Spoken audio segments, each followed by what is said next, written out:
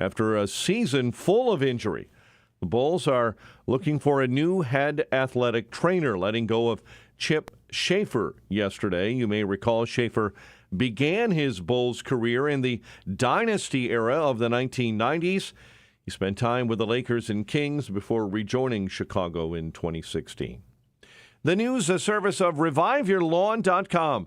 Don't DIY, RYL. Revive your lawn with the landscape and design experts, outdoor patios, kitchens, and more. Get an instant quote and an estimate today at ReviveYourLawn.com. A check of traffic and weather on the way next on AM 560. Brandon Tatum sees us reaping what we sow. It is insane what America has endured during the Biden administration. Are you happy now? For everybody out there that hated Donald Trump and was talking all that trash about Donald Trump, he don't love man. He did a Russia collusion. He's a racist. I'm hoping that people are waking up and seeing the truth about what's happening. The Officer Tatum Show, weeknights at 8, right before Sean Hannity at 10 on AM 560. The Answer.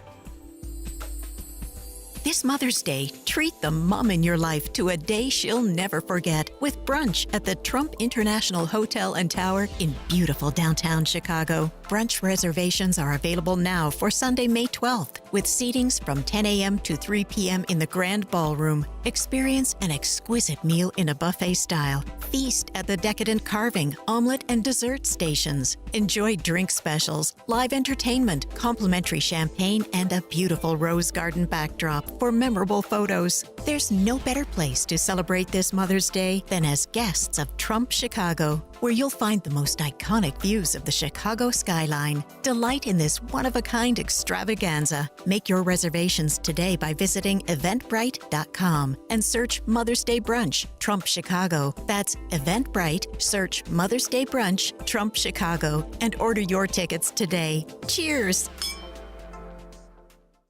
Hi, this is Maria and Diane with the Del Bacchio Marchetti Group of App Properties Christie's International.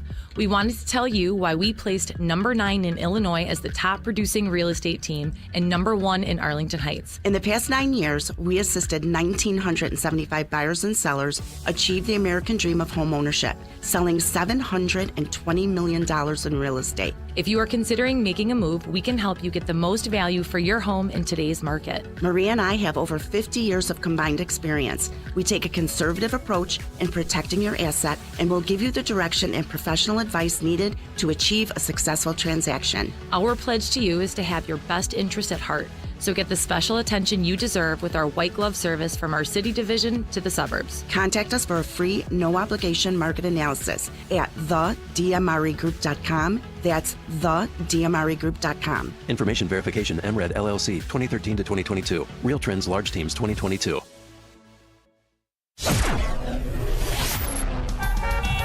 It's 5:10 on AM 560. The Answer. Let us check the roads.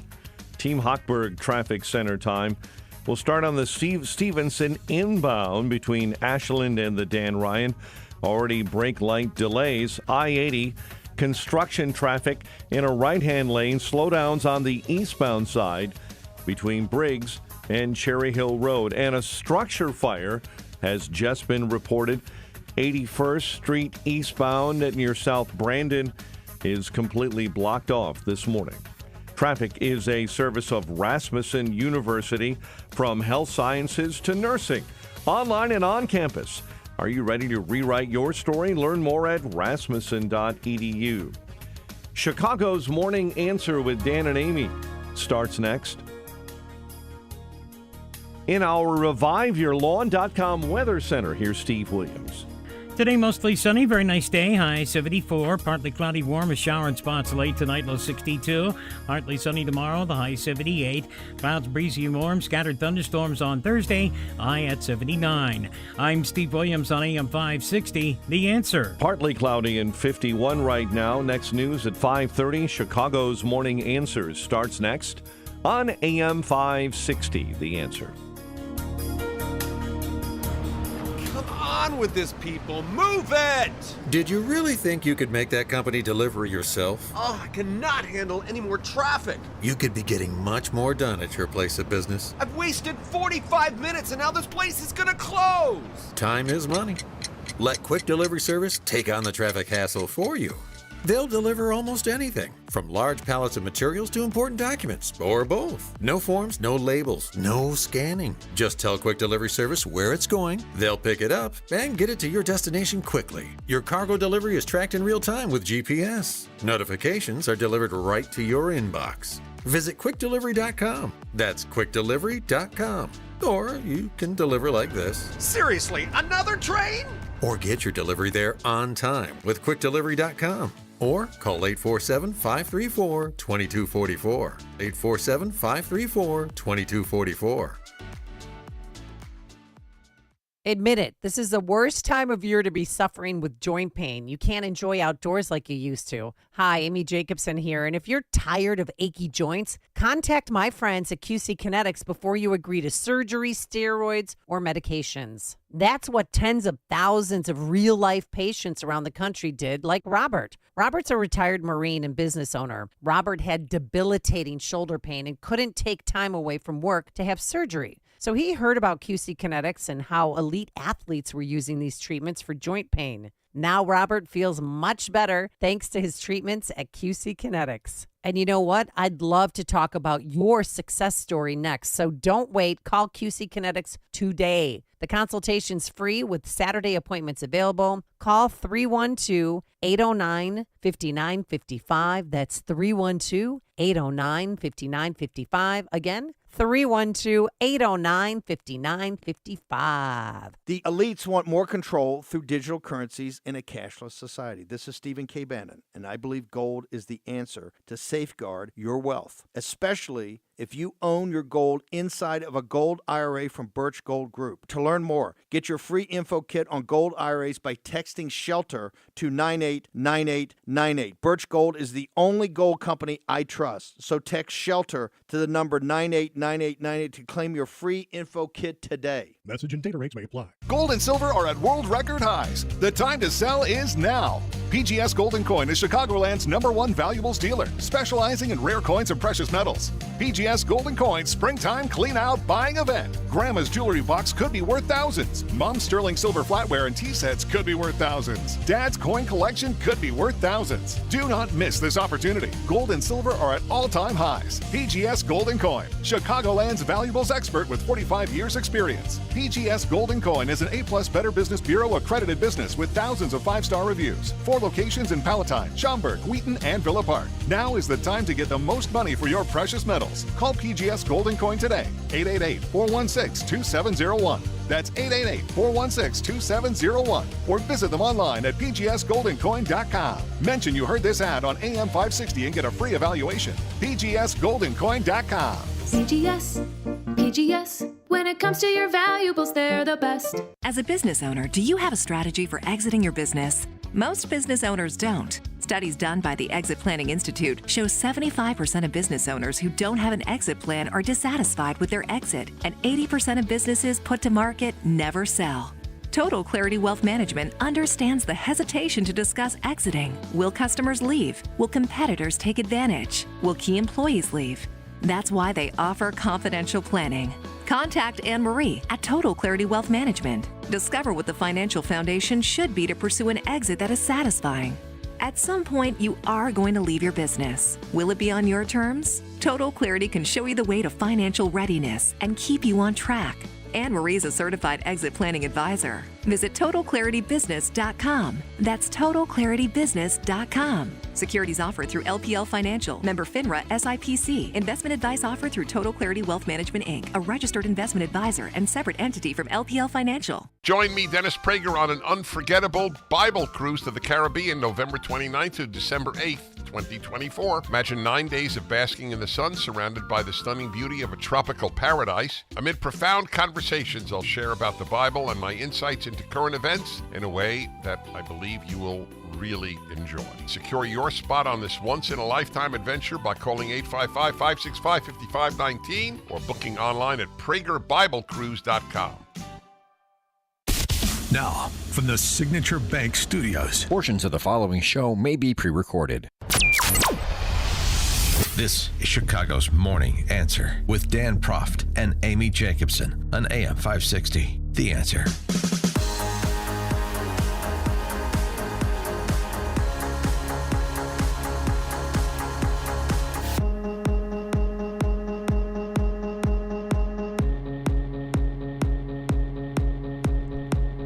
Top of the morning, Dan and Amy. So yesterday, Chicago police officer Luis Huesca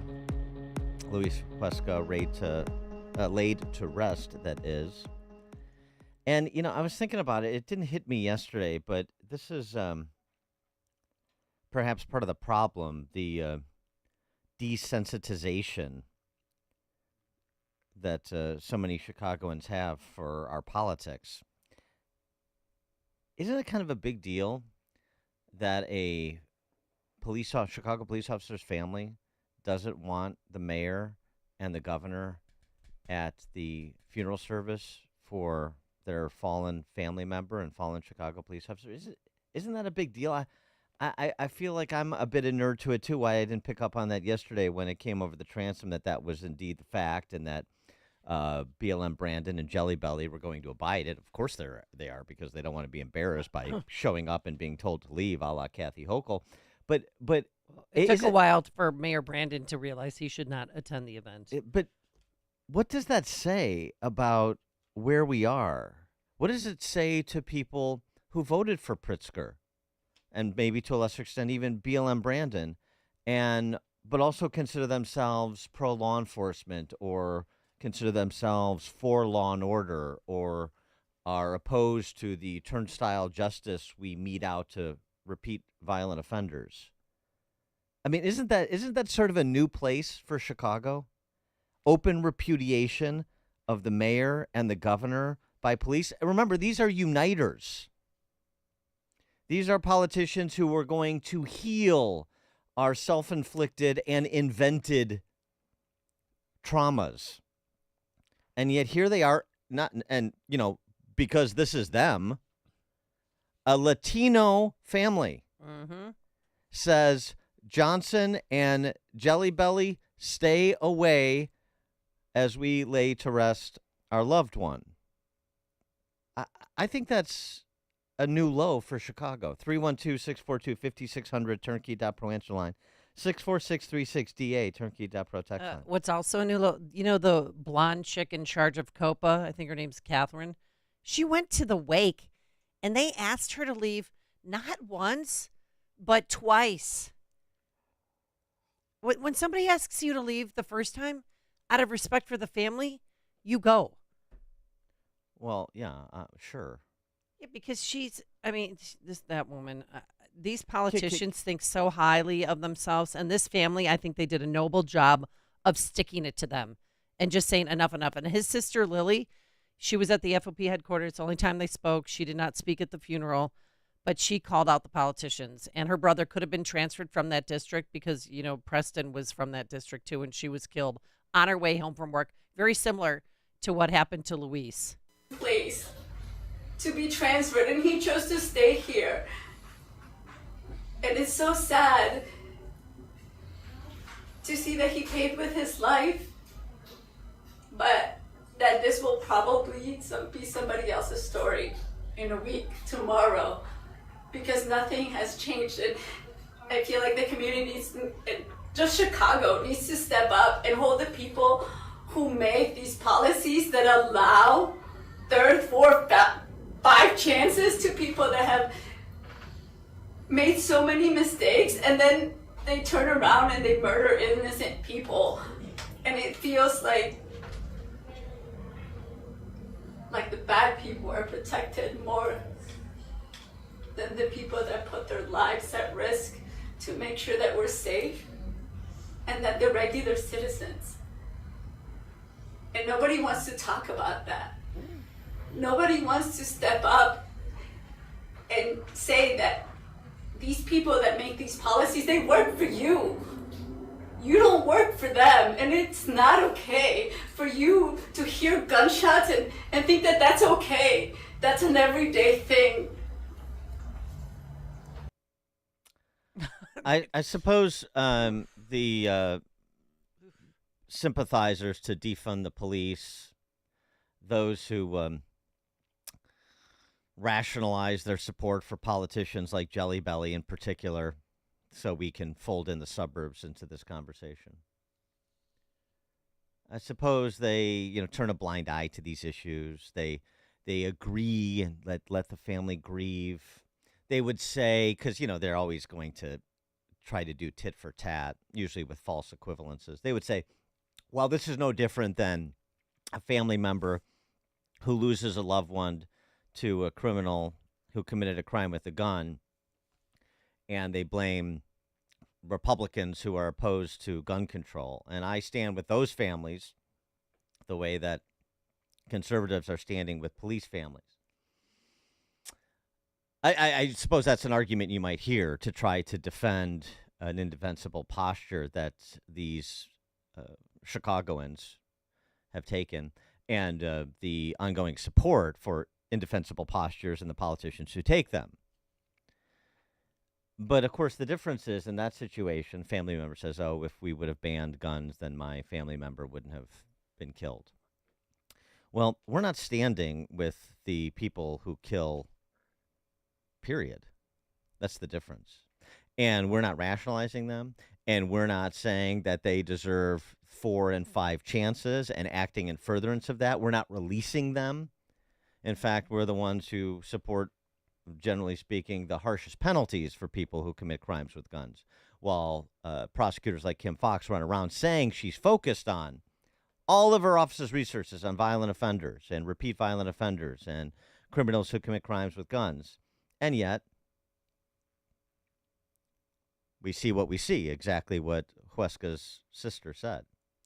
312-642-5600, turnkey.pro, answer line 64636, type in DA, then a quick comment. Because I'm so sick, people saying, keep Chicago out of your mouth, and we're the butt of every joke. But then you have this family who's truly in pain, and they're never going to get their brother back. And they stuck it to the and they didn't mean to. They're not political people, Dan, but they were damn well not going to let Mayor Johnson, who's a big defund policer, and they know that, or Governor Pritzker, who supported the Safety Act. They're certainly we're not going to let them come into that church yesterday. Right. And so what does that say about where we are? I mean, I know the need to sort of silo everything so that there's no implication from an action over here to a result over there. But I mean that this would not have happened under most, if not all, maybe with the exception of Lightfoot, previous governors and mayors, Democrats and Republicans. I don't remember Rod Blagojevich being told he can't come to no, or Pat Quinn. No. I mean, so left-wingers, too, left-wing gadflies like Pat Quinn, political hacks like Rod Blagojevich. I mean, go back as far as you want to go back. Republicans, Democrats, obviously, in the city of Chicago, it's all Democrats. Even with the contentiousness between FOP and Tiny Dancer, which is fine. It's okay for there to be contentiousness, but the matter is over what issue. If it's about, pay and pension benefits and so forth and how you fund these ever-escalating pension sweeteners, sure. I mean, we have to have dollars and cents conversations with police and fire, just like anybody else. But when it comes to the approach to violent crime in Chicago, when it comes to the appeasing and coddling of professional agitators in our institutions and on the streets who want to defund police, who want to decarcerate criminals, when it comes to the relentless demonization of police, that would be an area where I can't really understand the contentiousness. And to the extent that there are people that are taking that position, then you would think that that would be a minority position that is quickly drowned out by the moral authority of the majority in defense of everybody's interests in living in a safe neighborhood. But that's not what's happened. Oh, and Mayor Johnson yesterday, I don't know if you heard this, he blamed the FOP on the reason he wasn't allowed to go to the funeral. That had nothing to do with it. The family did not want him there. Yeah, and this is not because of the policies that they put in place. But this is a new place. But this is, I know. I get it. So what happened? But I mean, are we acknowledging it? Are you really internalizing what this means? It's the same way when the police turned their back on, former Sandinistan mayor of New York City, Bill de Blasio, Warner Wilhelm. These police departments are waking up, realizing they have a voice against politicians who make their job harder. Yeah. But I don't know. I mean, look, because it happened in New York, it's happening here. It's going to happen somewhere else. Yeah, but there's still a problem though. They still can't get out of the old paradigm, political paradigm, as we talked about, and neither can the voters. I mentioned this last week or the other week when we talked to John Garrido, right?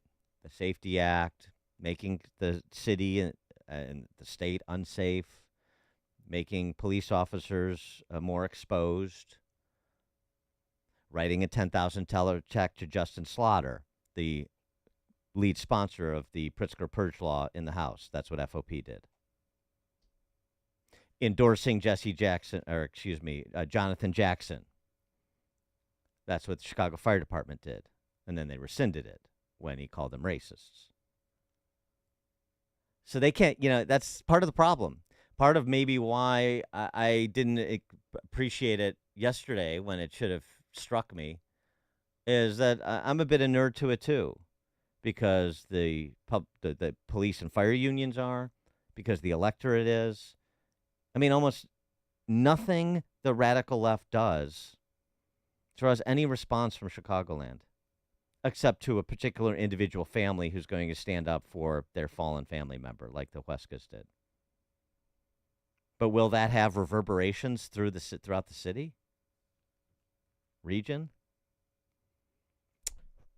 I'm skeptical. Jerry, Northwest Side, you're on Chicago's Morning Answer. Yeah, good morning. Just a couple of comments about, this the situation with the funeral. I don't think this mayor should even be acknowledged in regard to this situation.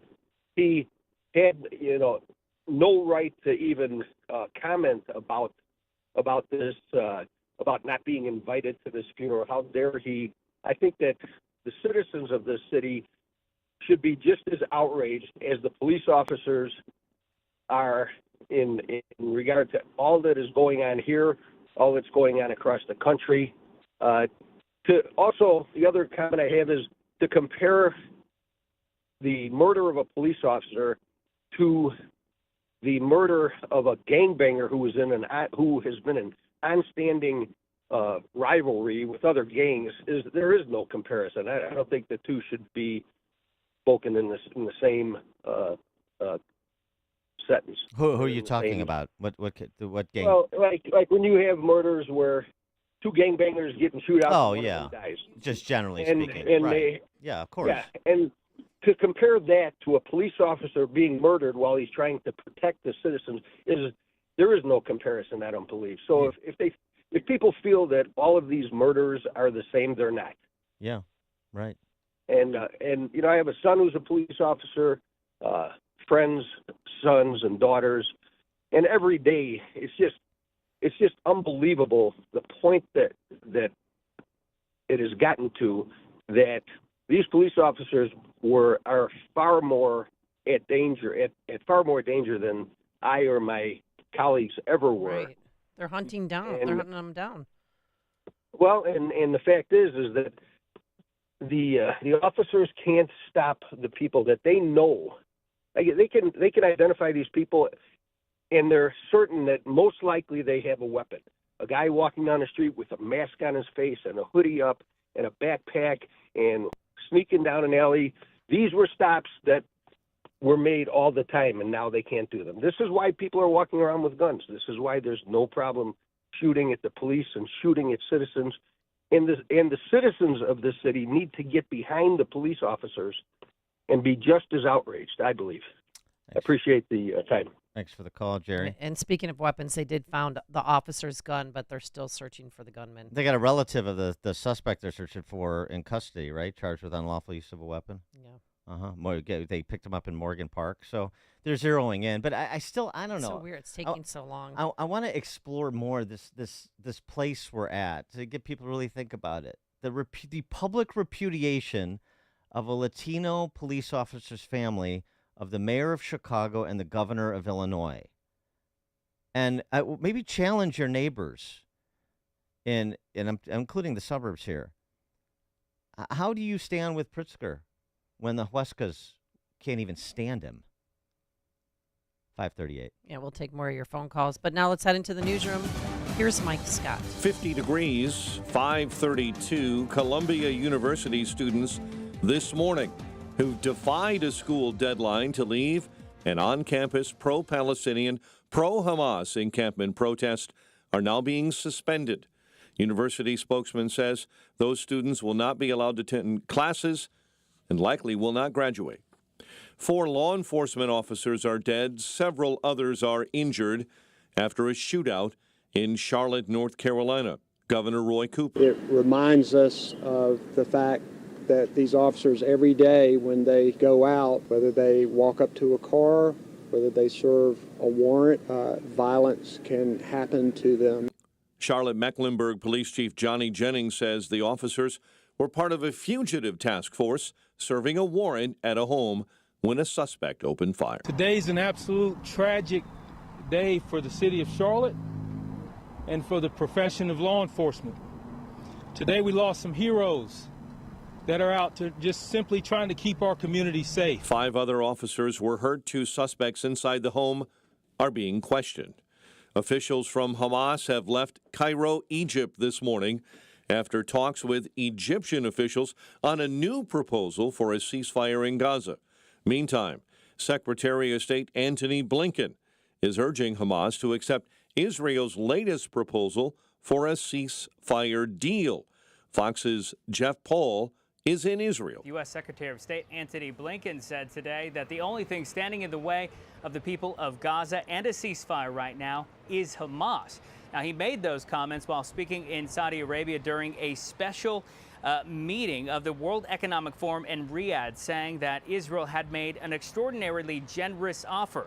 While Blinken didn't go into specifics, there are reports that Israel has offered to accept fewer than 40 of the remaining 133 hostages Hamas kidnapped back on October 7th. In exchange, Israel would then free several jailed Palestinians. Now, following that, there would be a period of sustained calm in the war. Blinken is also set to visit Israel and Jordan this week. A COVID-19 era hospital requirement ends this week. According to the CDC, hospitals will no longer be required to report information pertaining to admissions, occupancy, or other indicators of possible system stress from any respiratory disease to federal officials, but the requirement is focused on COVID-19. Loved ones and colleagues are saying goodbye to Chicago police officer Luis Huesca. Hundreds gathered yesterday at the officer's funeral at St. Rita's Chapel in Chicago. All of this feels like a nightmare. Me and Luis were partners. He was my best friend, mi compadre. He's my son's godfather.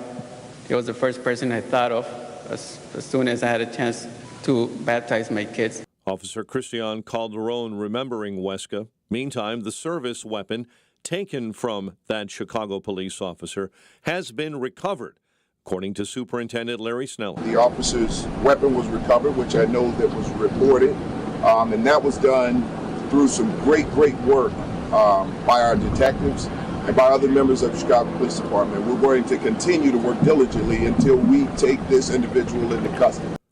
Meantime, a relative of Xavier Tate Jr. has been charged with aggravated unlawful use of a weapon. Cassius Tate is still in custody after prosecutors moved to revoke his pre-trial release. The FBI investigating a bank robbery in Skokie. It happened at a Chase Bank on Lincoln Avenue yesterday. Chicago sports, Cubs take their series opener with the Mets following a thrilling 3-1 win In Queens, White Sox had their 3-game winning streak snapped with a 3-2 loss to the Twins. The news, a service of Crosscom Public Adjusters. If your home or business has an insurance claim, Crosscom will help you get what you need and have coming to you. They've helped thousands. CrosscomPublicAdjusters.com.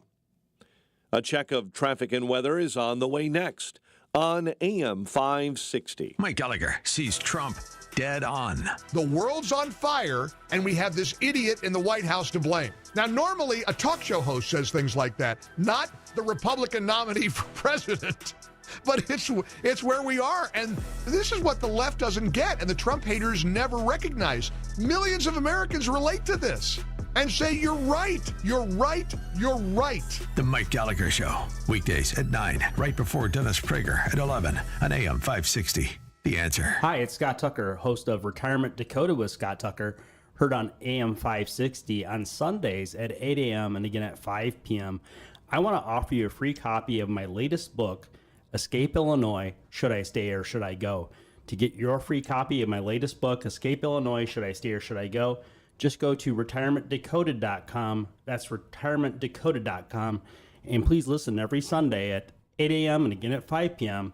on AM 560, The Answer. This is Dennis Prager. Now you can listen to my show when it's convenient for you and without censorship from big tech. Become a member of the ultimate online community for all things Prager. It's Pragertopia Unlimited. Listen to every radio show over the last 10 years, all commercial free. You can even listen to all my Torah teachings for free. Join today and save 25% off the first year and get a free Pragertopia coffee mug. Go to Pragertopia.com or click the banner at DennisPrager.com. This is a special alert to all Americans who own a vehicle with less than 200,000 miles, with an auto warranty about to expire or with no warranty coverage at all. Due to a decline in the economy, CarShield is announcing a low-cost, month-to-month vehicle protection plan that is now available to the public to save any driver out-of-pocket expenses on future auto repairs. Call now to find out how you can pay almost nothing for covered auto repairs. Yes, you heard that correctly. Pay almost nothing for covered auto repairs.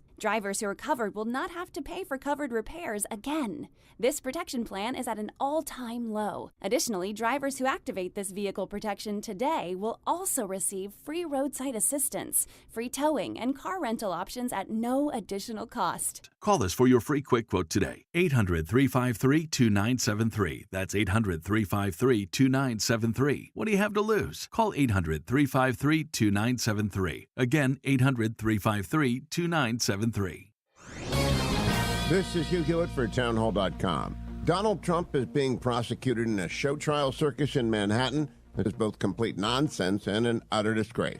On top of that, he's subject to a gag order, obliged to be in court 4 out of 5 days a week and thus not campaigning in the swing states. Despite all of this, Trump is surging in the swing states, according to new Bloomberg numbers. His lead has increased to 7 and 8 points in Arizona and Nevada, respectively, and 10-point lead in North Carolina. Trump is up nationally by 6 points. When he names any solid running mate, Trump's momentum will only increase. The issues cake is baked too.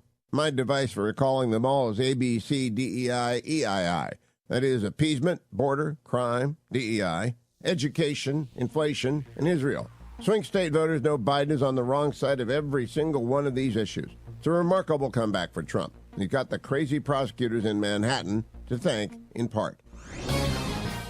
Now there's a simple, easy, and effective way to clean your nose and protect your health. It's called Navage. Navage, available at Navage.com.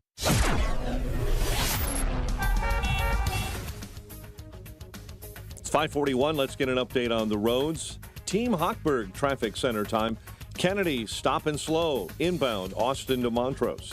Accident on the outbound Ike right near the Tri-State merge. Your stop and go from Wolf Road all the way to the Tri-State Tollway this morning on the outbound side of the Ike. Dan Ryan clearing an accident outbound at 87th and battling a fire on Chicago's south side right now, 81st, and we will keep an eye on that for you as those units begin to clear the scene. Chicago's Morning Answer continues with Dan and Amy. Now, your official Chicagoland weather forecast. In our ReviveYourLawn.com weather center, sunny and nice today, and a high of 74. Currently, 50 degrees. Your next news update is at 6. Chicago's Morning Answer continues next on AM 560, The Answer. Now, from the Signature Bank Studios. Only the biggest stories, only the biggest guests, and only the biggest opinions. This is AM 560, The Answer.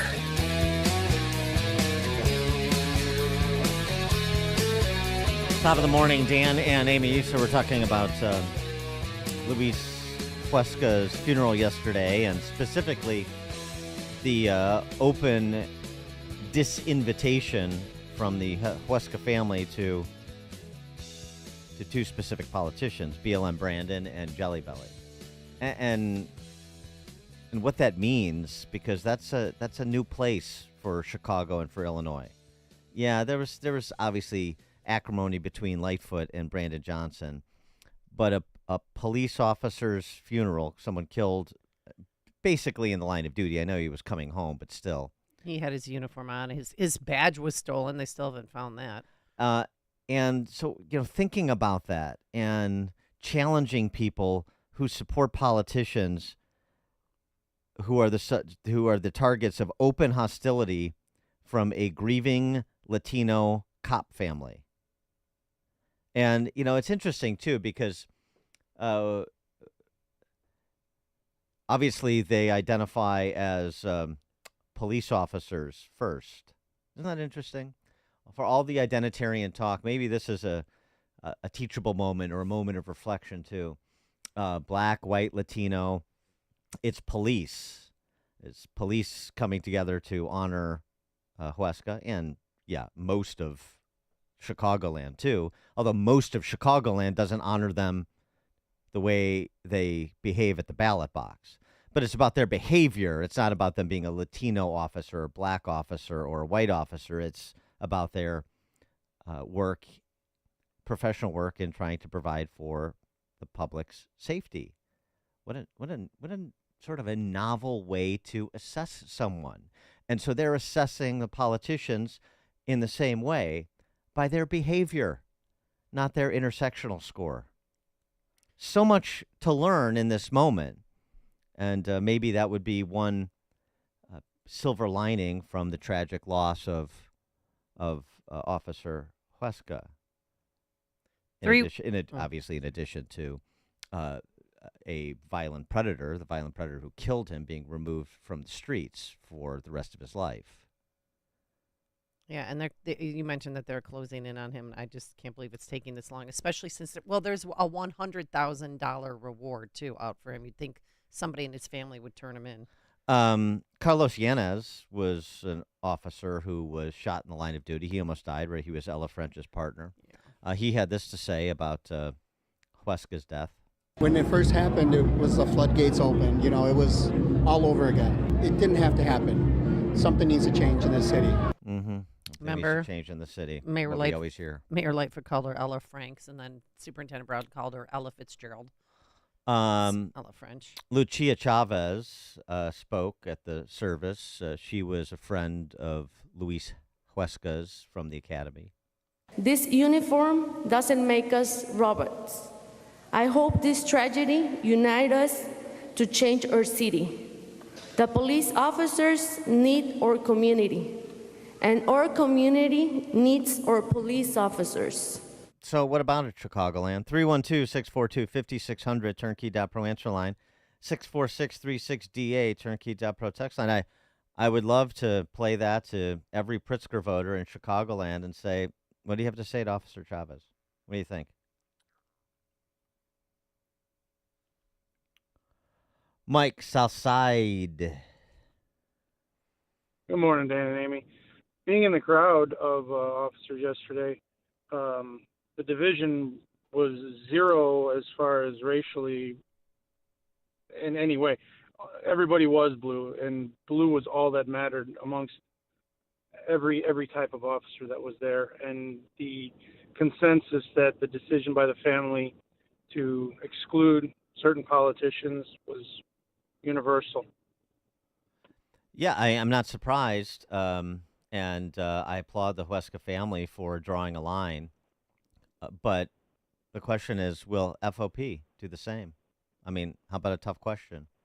I mentioned this. I'll mention it again. Yeah. FOP, after all the consternation over the Pritzker Purge Law and all the pushback and what the implications now that we're seeing, and prosecutors, real prosecutors like Bob Mylan will tell you, of course, it's worse in public safety. Cops, I know this as well. So do real prosecutors. So $10,000 check to Justin Slaughter. For what? Why? Because we have to have access to him because he's going to make a good vote on a pension, a piece of pension legislation that we want. Do you want FOP to continue playing that game? Not particularly. Yeah. Okay. Thanks for the call, Mike. Is that why John Cantanzara won't come on our show? I don't know what. I mean, I don't know. Keep calling. I'll keep calling. I don't know. Because we support police here at AM 560. So the Huesca family drew a line. They sure did. Who else will? That's the question. Jordan Antioch.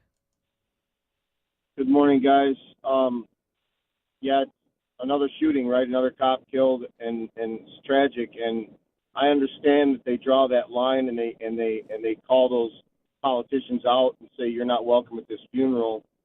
And I think that's great. I mean, it's tragic that it had to get to that, but I just don't have any faith. I have zero confidence that it's anything more than that. It's just a statement. And when they walk into the polling place, they're going to yank the arm for anybody that's got a D next to their name because they're going to vote for their pension.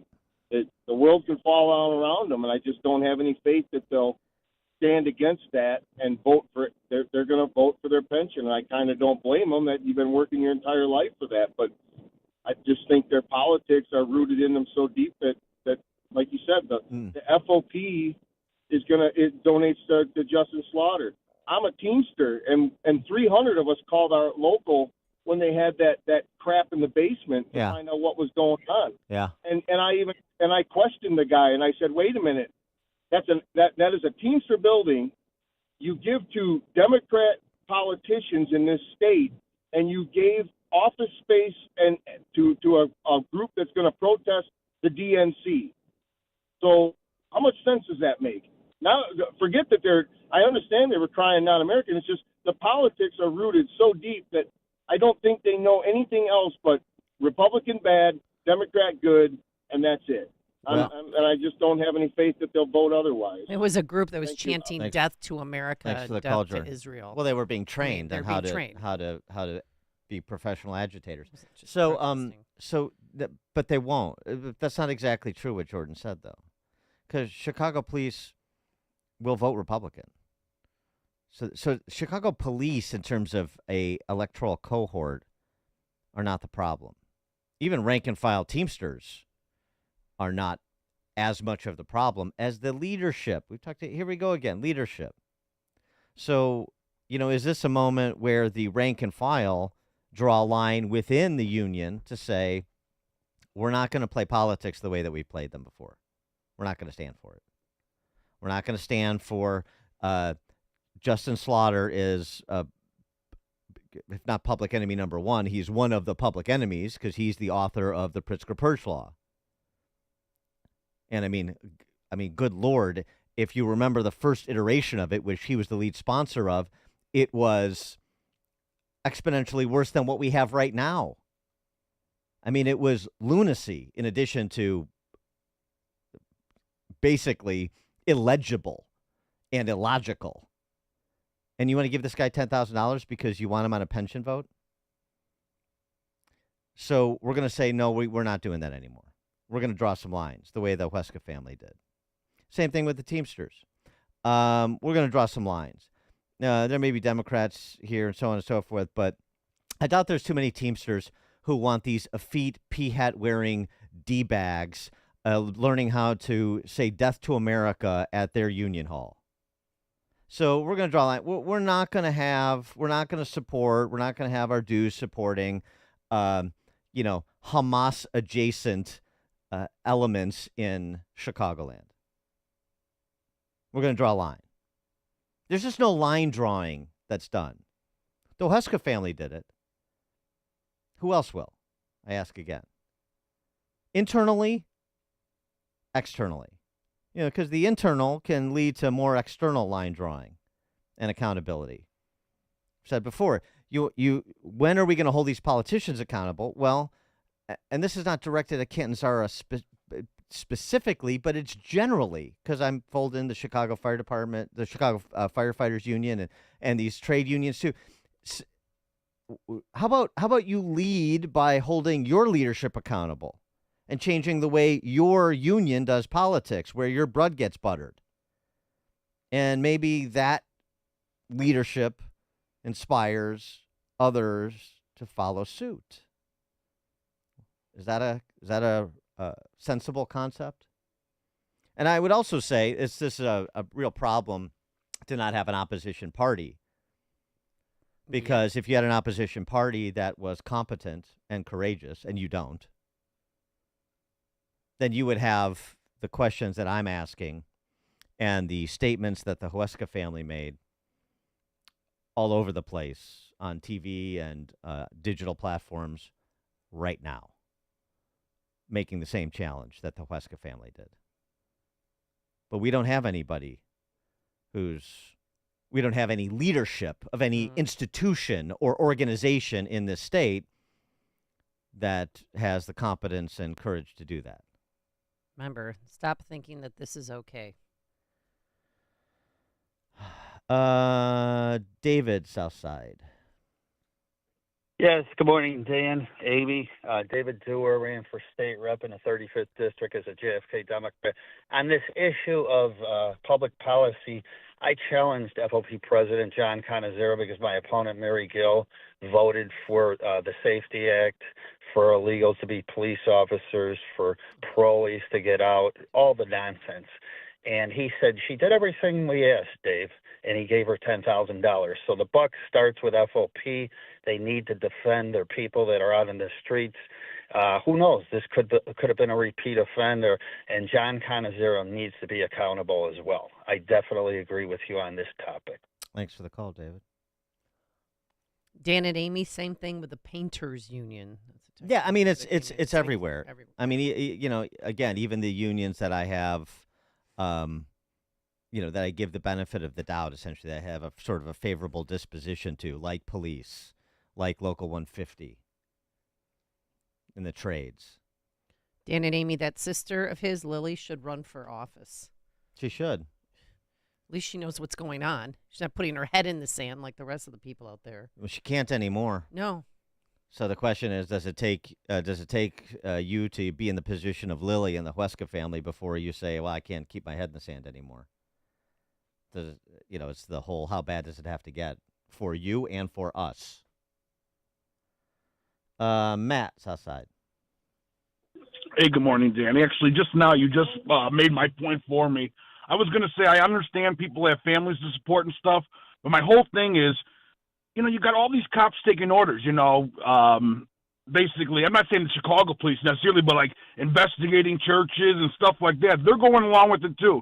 So yeah, maybe, I hate to say it, but maybe when people start getting hit with this stuff and, it comes home, for them, that's the only time things are going to change. Like I said, I get it. People can't just quit their jobs and walk away. But, I mean, then it's a choice they're making, and you know what? We're going to continue to have this problem. Thanks for the comment. Well, here's the other thing, though, too. I mean, it's really a leadership problem because the numbers are there. And the coalition partners are there. It's just nobody's tied it together.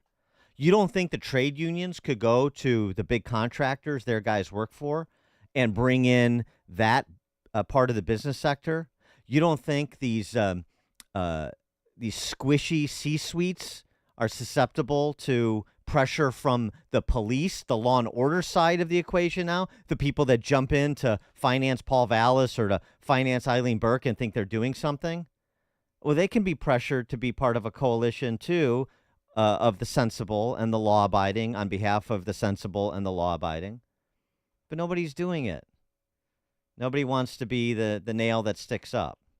And I don't know what they're afraid of. I mean, to be afraid of Brandon Johnson, how pathetic is that? To be afraid of Jelly Belly Pritzker. Please. It's not even. I don't even think it's fear. I think it's just that they don't want a revenue stream jeopardized. And that's perhaps the saddest commentary of all, isn't it? 30 pieces of silver. Well, guess what? As I've said before, maybe you think that's just politics, but maybe you aren't playing politics as well as you think you are. All those pension sweeteners, Officer Luis Huesca, he's not going to be able to enjoy them in retirement, is he? So what's the point again? Greg in Jefferson Park. Good morning, guys. Nothing's going to change. Here up in Jefferson Park here, we got, of course, empty storefronts like everybody else. They had a meeting to talk about how we can fill them, and a guy who owns a bakery that's been around here for, 50-plus years complained about the pot store across the street that they were, selling pot, selling whatever after hours, and there have been shootings. He's had bullets come through his window and other crime associated with the place. And he said this at a meeting with Jim Gardner, who held the meeting, our alderman. And so he's complaining about all this stuff about, you can't do anything to get more people to move in here when you got these problems associated with this pot store, and the police know about this. A week later, he had a bunch of inspectors come to his bakery. He's got all kinds of problems, and he's moving. He's heading out to Arlington Heights. So nothing ever changes. It's the same old, same old.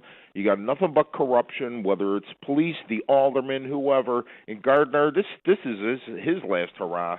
The idiots of this ward voted a lunatic lefty as their committeeman, and that's what the next alderman's going to be. It's sickening. Time to get out.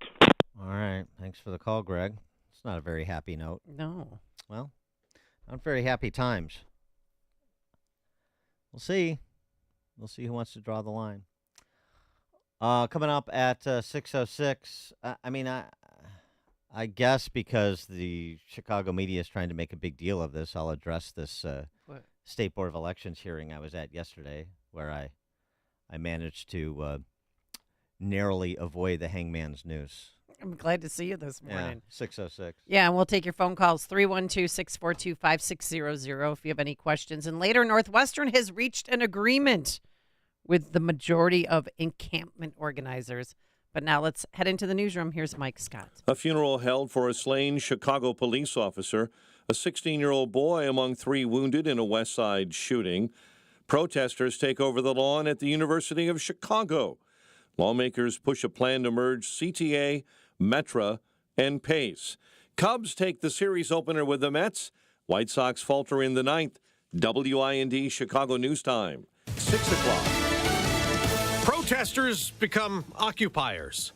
I'm Dave Anthony, Fox News at Columbia University in New York City, where the pro-Palestinian demonstration escalated early this morning. Protesters stormed into a building, putting up barricades. Inside of Hamilton Hall is the office of the Dean of Columbia University, as well as other academic departments. Fox's Brian Yennis near the Columbia campus, where students have been told yesterday to end an encampment or be suspended. Whether or not the NYPD is going to be allowed to go in will be a decision, the NYPD says, by Columbia University. We have not heard any chants or cheering or anything like that over the last couple of hours. We have had no official word from Columbia University regarding this next escalation. The only thing we have heard from them was yesterday when they had a presser and said that the students that refused to leave the deadline would be that they had begun suspending folks. It's one of many protests on college campuses nationwide. Some of the anti-Israel chants being heard, upsetting Jewish students at Columbia. Jessica Schwab tells Fox. It's terrifying to hear, and I'm part of a larger Jewish community. And there's some kids who haven't been on campus in the last 2 weeks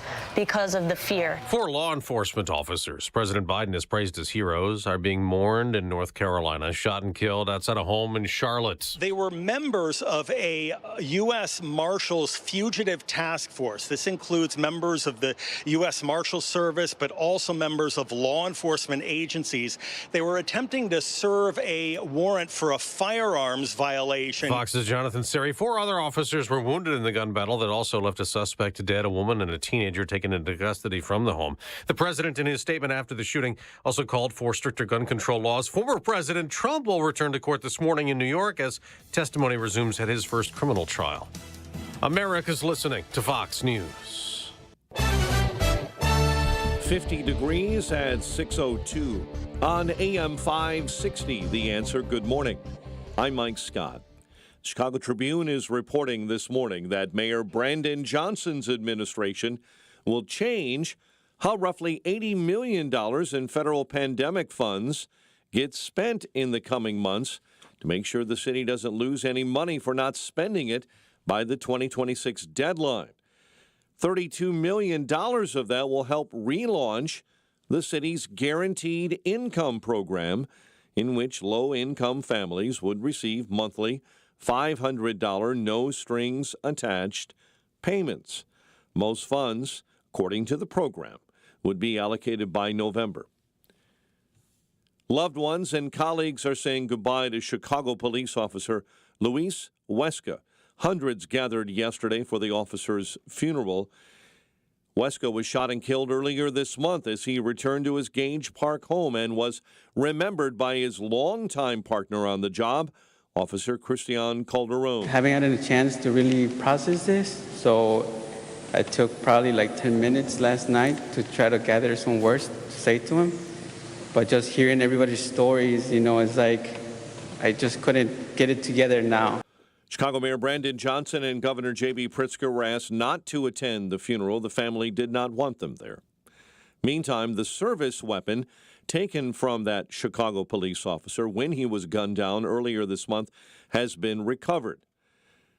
An associate of Xavier Tate Jr. has been charged with aggravated unlawful use of a weapon. A Cook County State's attorney spokesperson says Cassius Tate is still in custody after prosecutors moved to revoke his pretrial release.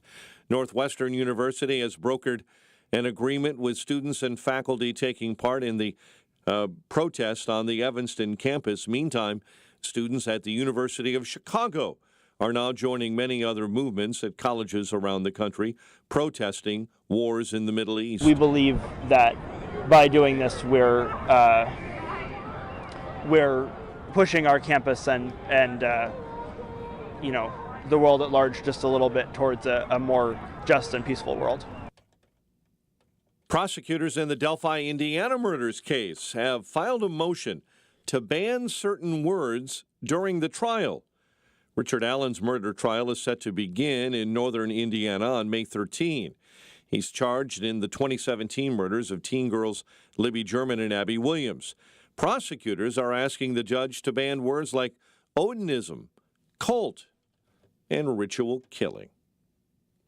Cubs took their series opener with the Mets, a 3-1 win.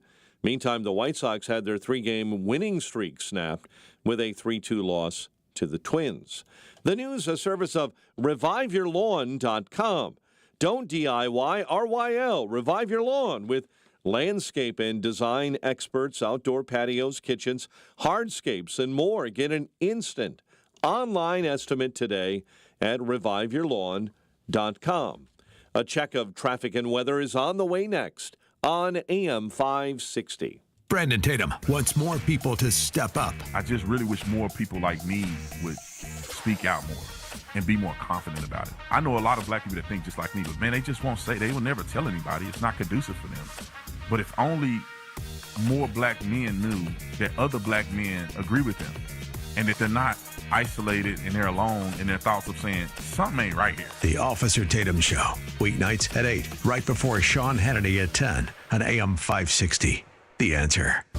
A great smile can make you feel happy and confident. So when you consciously conserve your teeth, that glowing smile will show through. At Best Dental Group, Doctors Economos, Gevalis, and their staff are ready to help you create that perfect look or maintain the one you have now. Along with general dentistry, Best Dental Group is a multidisciplined practice with an orthodontist, periodontist, and prosthetic specialists on site. They use the newest breakthroughs in dental technology, such as titanium implants, Invisalign clear braces, and laser treatments. Don't let fear get in the way. They can recommend sedation to make your experience as comfortable as possible. Best Dental Group is located in historic downtown Bartlett and is a multilingual office. Call 630-830-4930. That's 630-830-4930. Or visit bestdental.org. Best Dental Group, sharing your conservative values and helping you to conserve your teeth. Hey, if you want a firearm that is easy to transport, you got to check out the U.S. Survival Rifle from our friends at Henry Repeating Arms. Now, it is a portable rifle that you can put together, take apart in just minutes, and then when you're not using it, you can store the parts in the little case that it comes in. It's so small you can store it pretty much anywhere, and it's light enough to carry everywhere. Now, it comes in black and 2 different camo patterns, and you can pick one up for $300 to $400 depending on the finish. Check out their videos. Go to their website. It's one word, henryusa.com/survival. And while you're there, make sure you order their free catalog. Now, Henry makes more than 200 rifles and shotguns and revolvers, all made in America, all backed by a lifetime satisfaction guarantee and the best customer service in the business. Go to their website, henryusa.com. Get their free catalog. They'll send you free decals and a list of dealers where you are.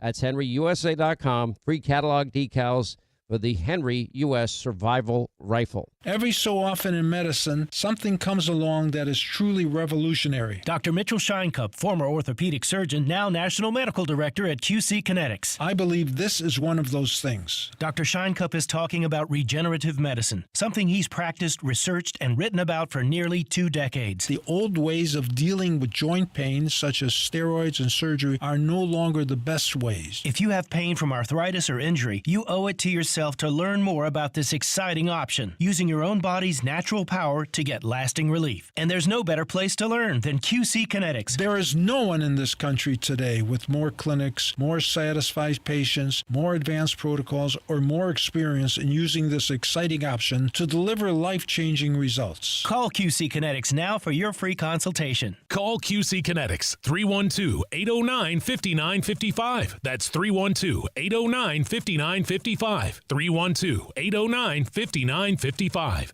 6:09. Team Hochberg Traffic Center time. We'll start on the Eisenhower on the outbound side. Slowdowns between Wolf and the Tri-State because of an earlier accident being swept out of your way.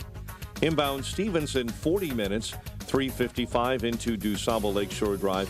And the Dan Ryan, a manageable 15, 95th into the Circle. Chicago's Morning Answer with Dan and Amy continues next. Now your official Chicagoland weather forecast in our ReviveYourLawn.com Weather Center. Here is Steve Williams. Today mostly sunny, terrific afternoon. High today 74, partly cloudy, warm, shower and spots late tonight, low 62. Partly sunny, warmer tomorrow, the high 78. Clouds and scattered thunderstorms on Thursday, high Thursday 79. I'm Steve Williams on AM 560, The Answer. We're set on 50 right now at O'Hare, 53 at Midway, 43 in Aurora, fog in Joliet. Your next news update is at 6:30. Chicago's Morning Answer continues next on AM 560, The Answer. Now, from the Signature Bank Studios. This is Chicago's Morning Answer with Dan Proft and Amy Jacobson on AM 560, The Answer.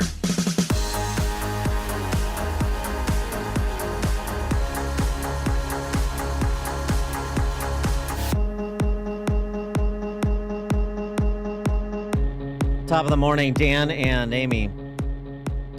So, I don't know how interested people are in this. I'm barely interested in it, but, and it involves me.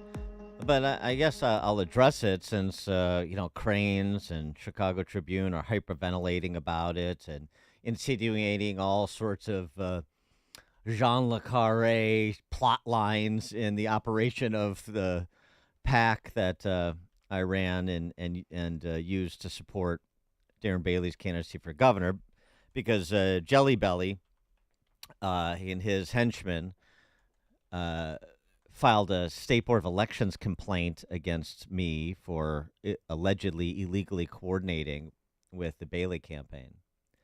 And the State Board of Elections, in their infinite wisdom, allowed this frivolous complaint to go forward, and so there was a hearing yesterday.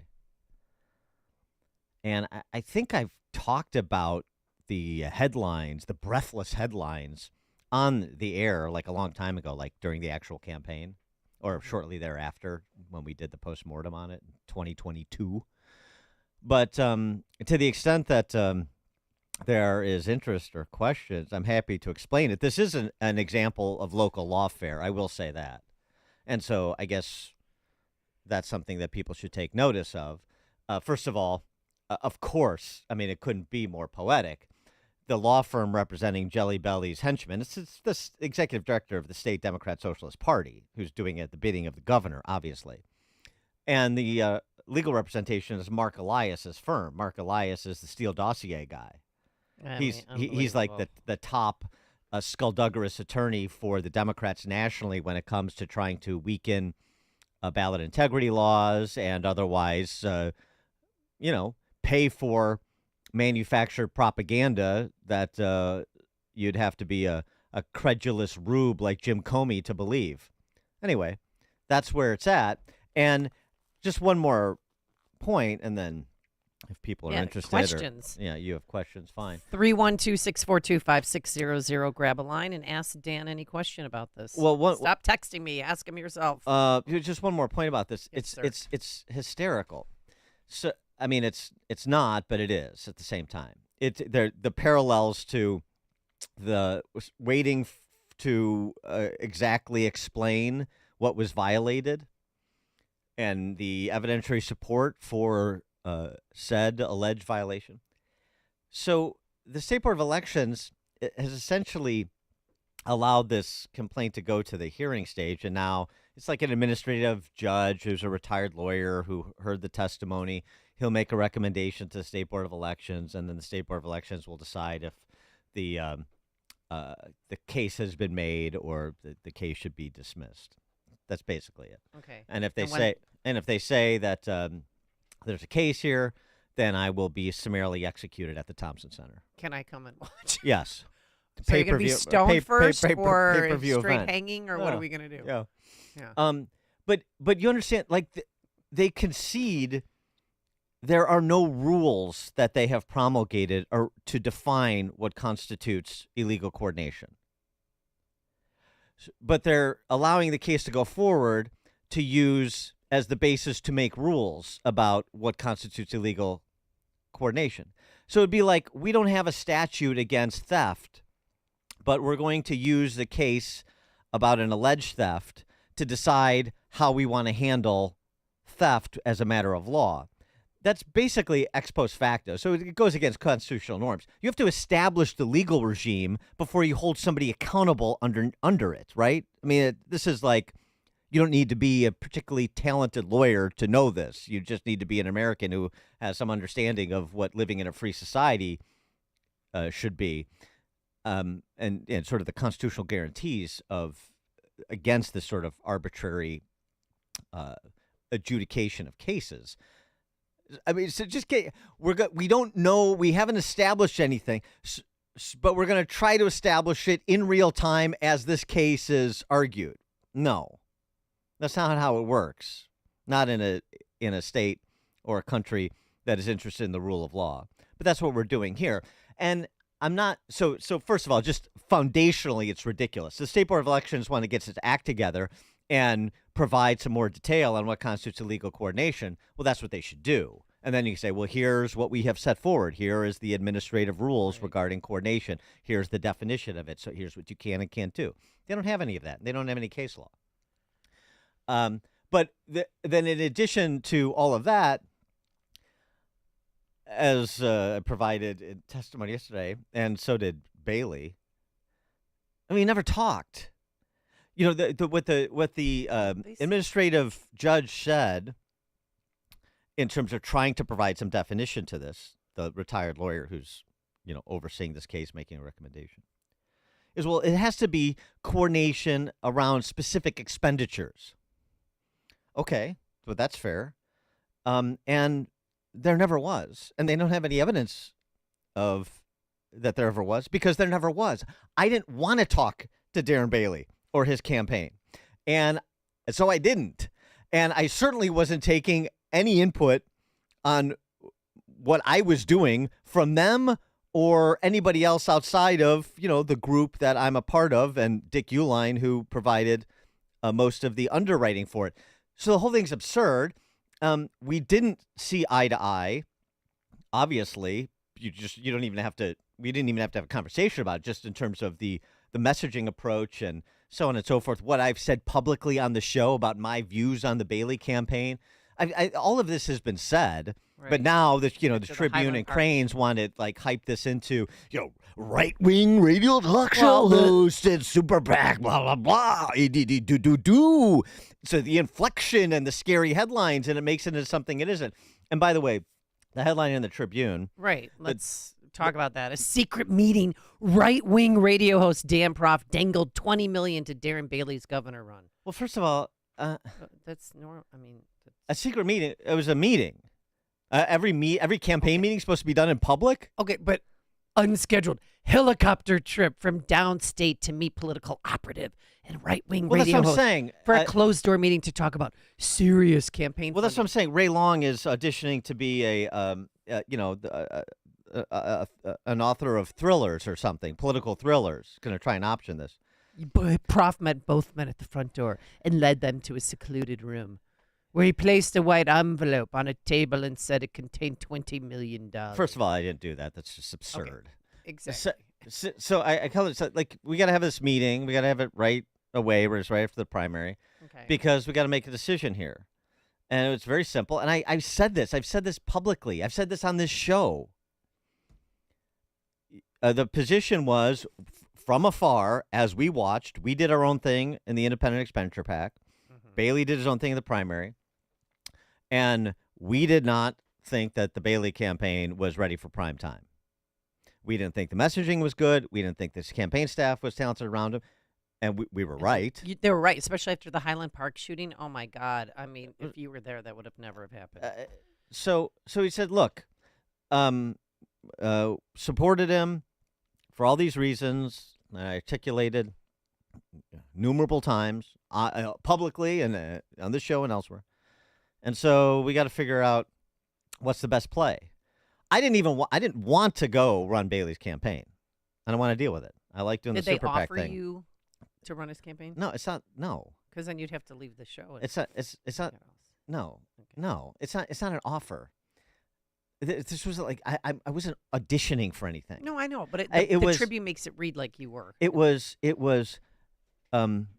I prefer to stay outside, but the consensus from our side was it would be better if I was inside in terms of stewardship of Uihlein's support and the quality of the campaign that would be run. Right.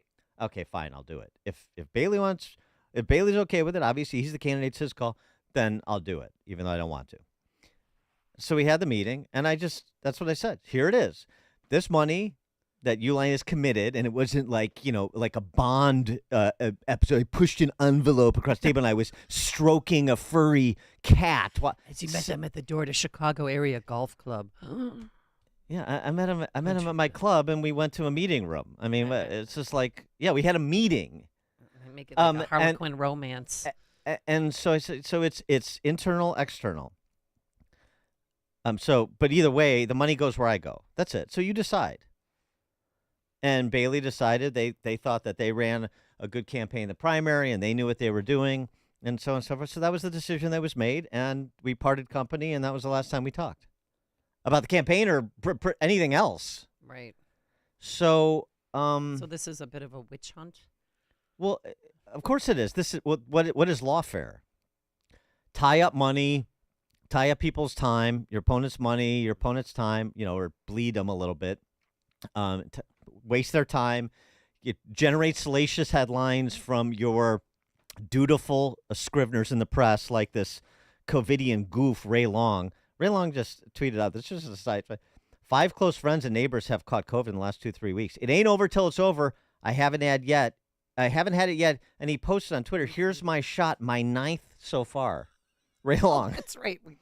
There's your there's your there's your balanced there's your balanced, even-handed, objective Chicago Tribune political reporter, in addition to that drunk Rick Pearson who's transactional in nature. Did he even show up yesterday, or did he have an intern there?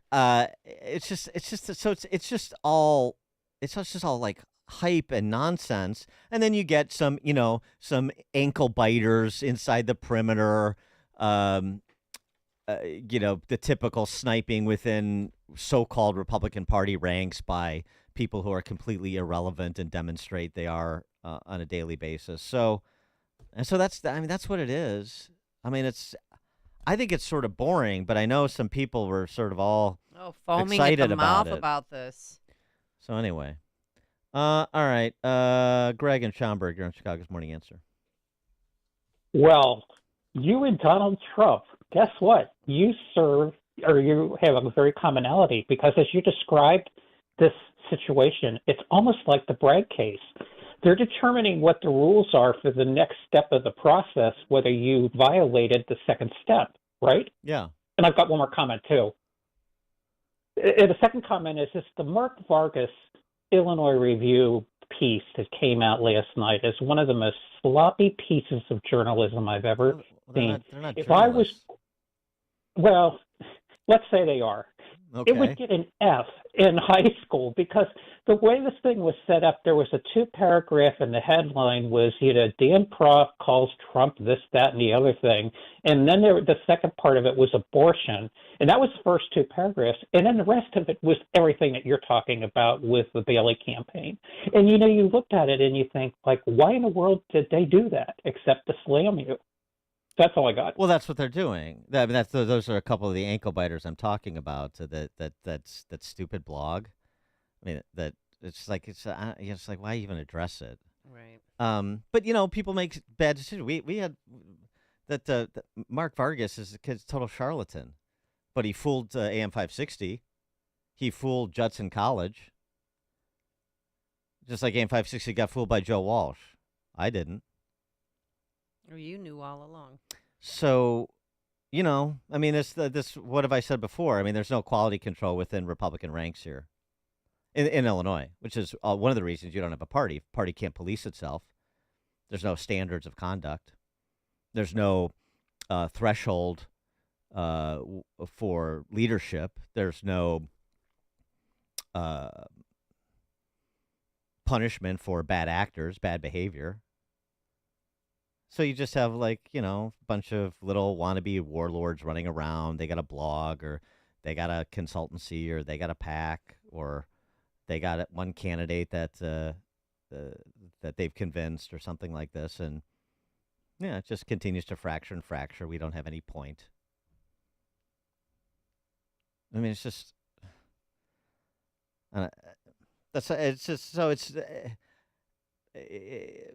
You wonder why people don't want to get involved, because who would want to get involved in this sort of like juvenile feces show that is the Republican Party?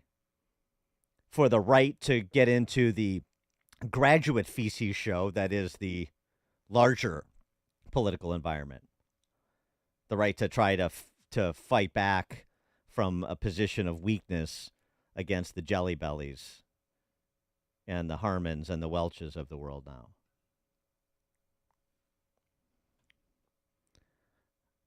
Chris, South Loop, you're on Chicago's Morning Answer.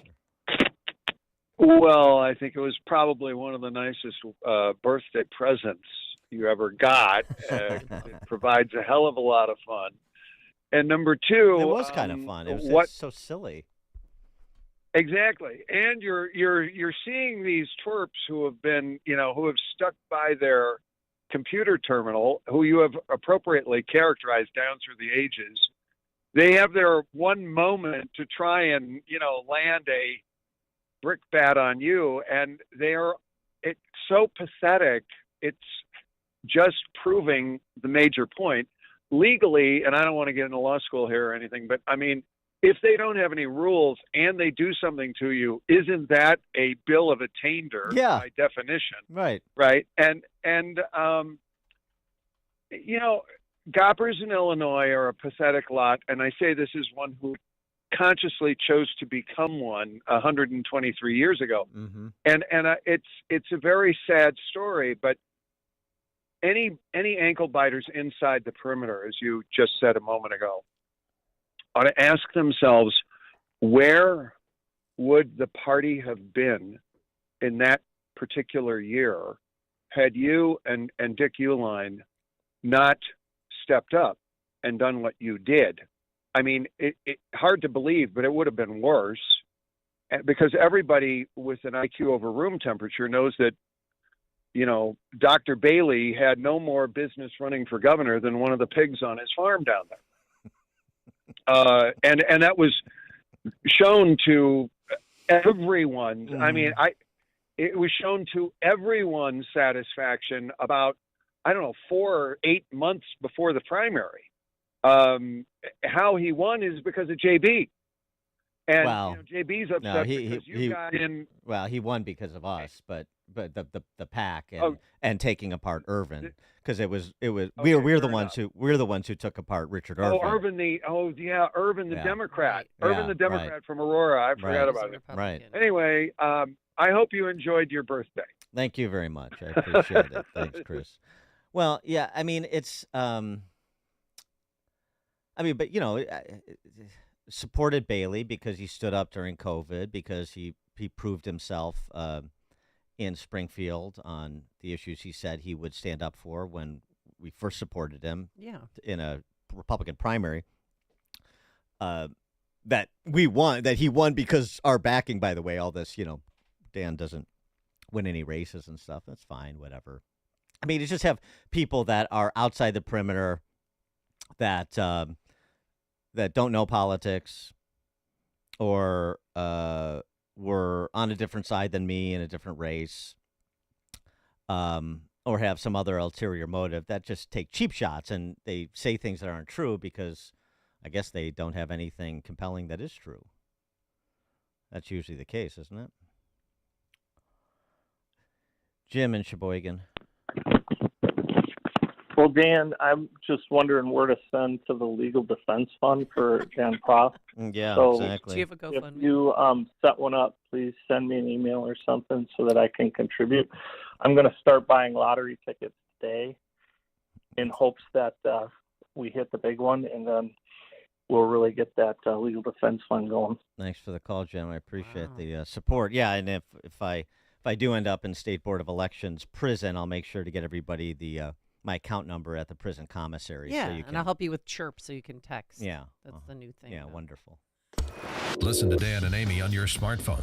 Download the AM 560 mobile app today at 560theanswer.com/mobile. You know, today, $20 barely gets you a burger and fries, and maybe it'll get you a quarter tank of gas. But you know what it'll get you, though? For just $20 a month, you get unlimited talk and text and plenty of 5G data from my friends, my cell phone company, a veteran-owned company, Pure Talk. Make the switch today, and you'll save an additional 50% off your first month. Now, choose a wireless company that shares your values. Just dial pound 250, say the keyword save now. Make the switch today. Pound 250, keyword save now from Pure Talk. Hi, I'm Martha Stewart. Every year, more than 4 million pets enter shelters here in the United States. My friends at American Humane have been helping animals since 1877.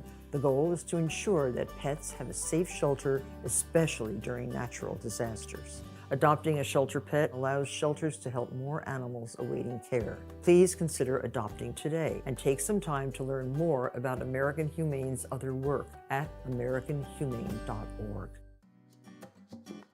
Balance of Nature's fruits and veggies supplements, changing the world one life at a time.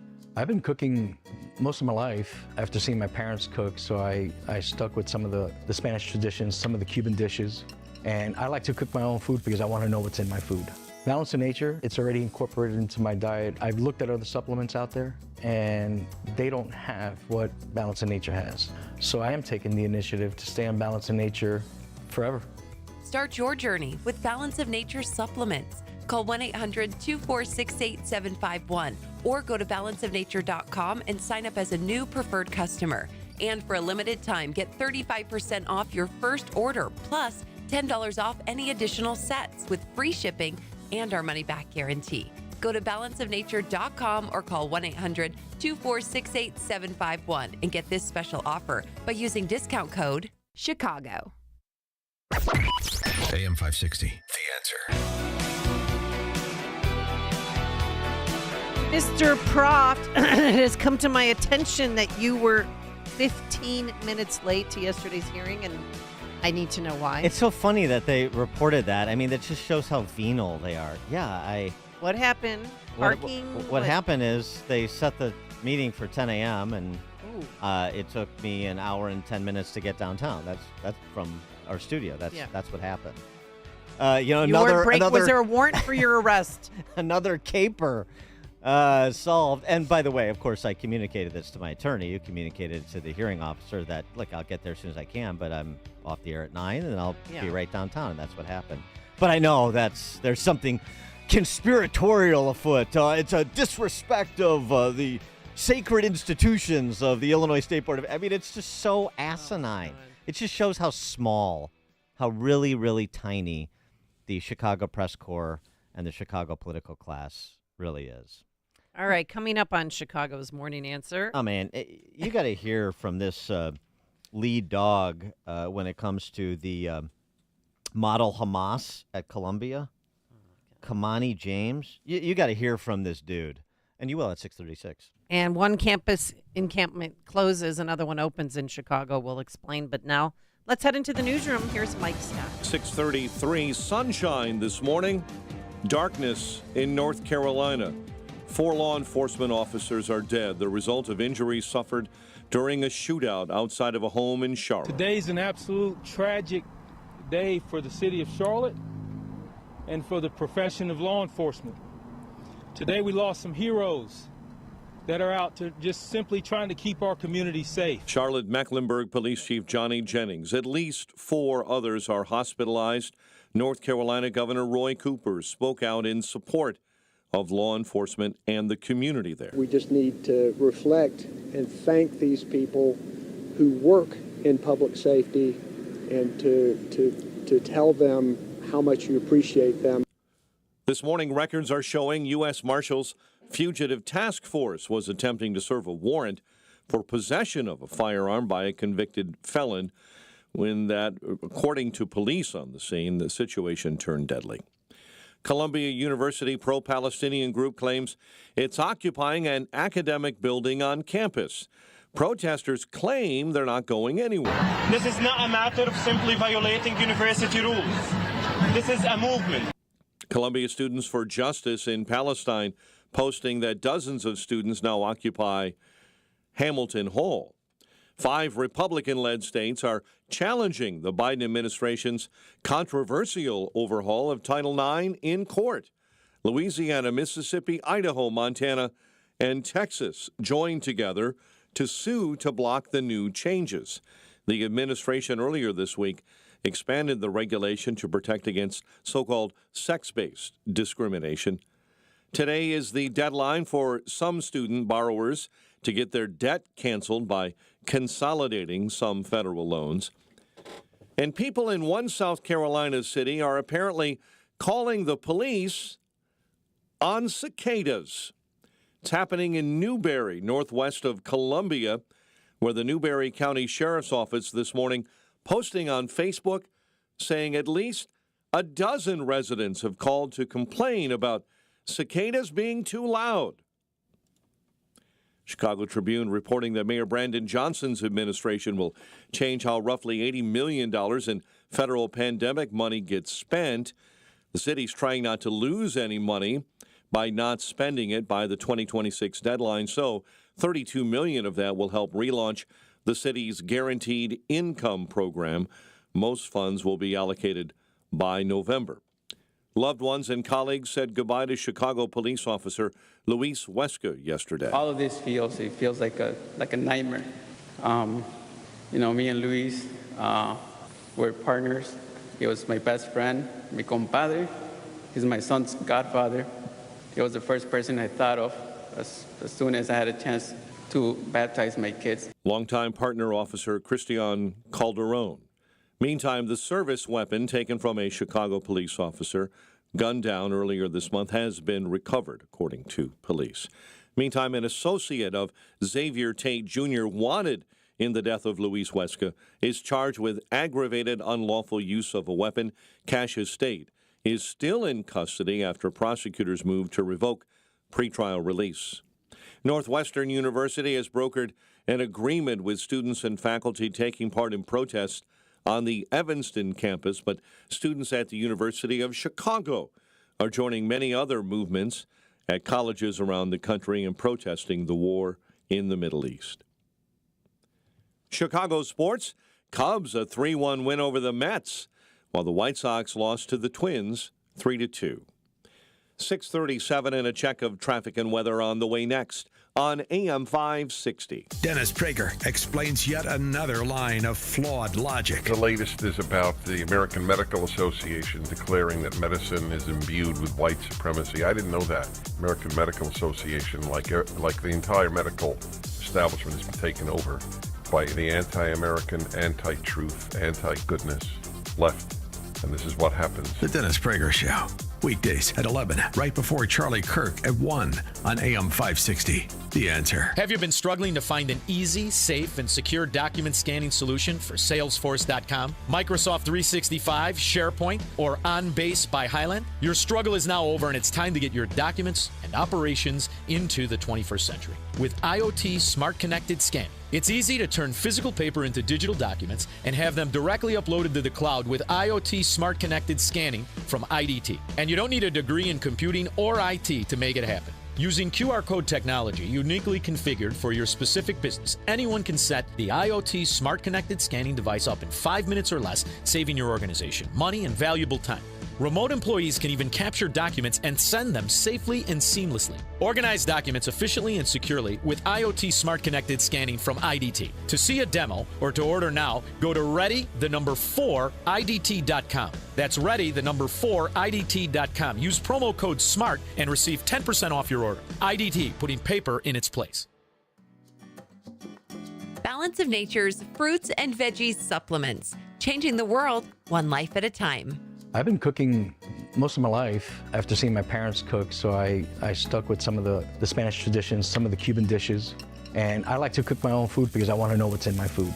Balance of Nature, it's already incorporated into my diet. I've looked at other supplements out there, and they don't have what Balance of Nature has. So I am taking the initiative to stay on Balance of Nature forever. Start your journey with Balance of Nature supplements. Call 1-800-246-8751 or go to balanceofnature.com and sign up as a new preferred customer. And for a limited time, get 35% off your first order, plus $10 off any additional sets with free shipping and our money-back guarantee. Go to balanceofnature.com or call 1-800-246-8751 and get this special offer by using discount code CHICAGO. Admit it, this is the worst time of year to be suffering with joint pain. You can't enjoy outdoors like you used to. Hi, Amy Jacobson here, and if you're tired of achy joints, contact my friends at QC Kinetics before you agree to surgery, steroids, or medications. That's what tens of thousands of real-life patients around the country did, like Robert. Robert's a retired Marine and business owner. Robert had debilitating shoulder pain and couldn't take time away from work to have surgery. So he heard about QC Kinetics and how elite athletes were using these treatments for joint pain. Now Robert feels much better thanks to his treatments at QC Kinetics. And you know what? I'd love to talk about your success story next. So don't wait. Call QC Kinetics today. The consultation's free with Saturday appointments available. Call 312-809-5955. That's 312-809-5955. Again, 312-809-5955. Don't let a cold, sinus infection, or allergies ruin your day. Breathe easier, sleep better, and feel healthier with Navage. Visit Navage.com, Walmart, Walgreens, CVS, or a store near you. 6:40, let's check the roads in our Team Hochberg Traffic Center. In this update, a service of Rasmussen University, online and on campus. Are you ready to rewrite your story? Learn more at rasmussen.edu. Accident, right shoulder inbound Kennedy, right at Nagel. We're seeing delays on the outbound Stevenson between LaGrange Road and the Tri-State due to an accident. Stop-and-go traffic because of an accident on I-80 eastbound right at US 30. Chicago's Morning Answer with Dan and Amy continues next. AM 560 Weather Center forecast in our ReviveYourLawn.com Weather Center. Sunny and nice, 74 today. Partly cloudy, warm, 62 overnight. 50 at O'Hare, 51 at Midway, 43 in Aurora, and fog in Joliet. Your next news update is at 7. Chicago's Morning Answer continues next on AM 560, The Answer.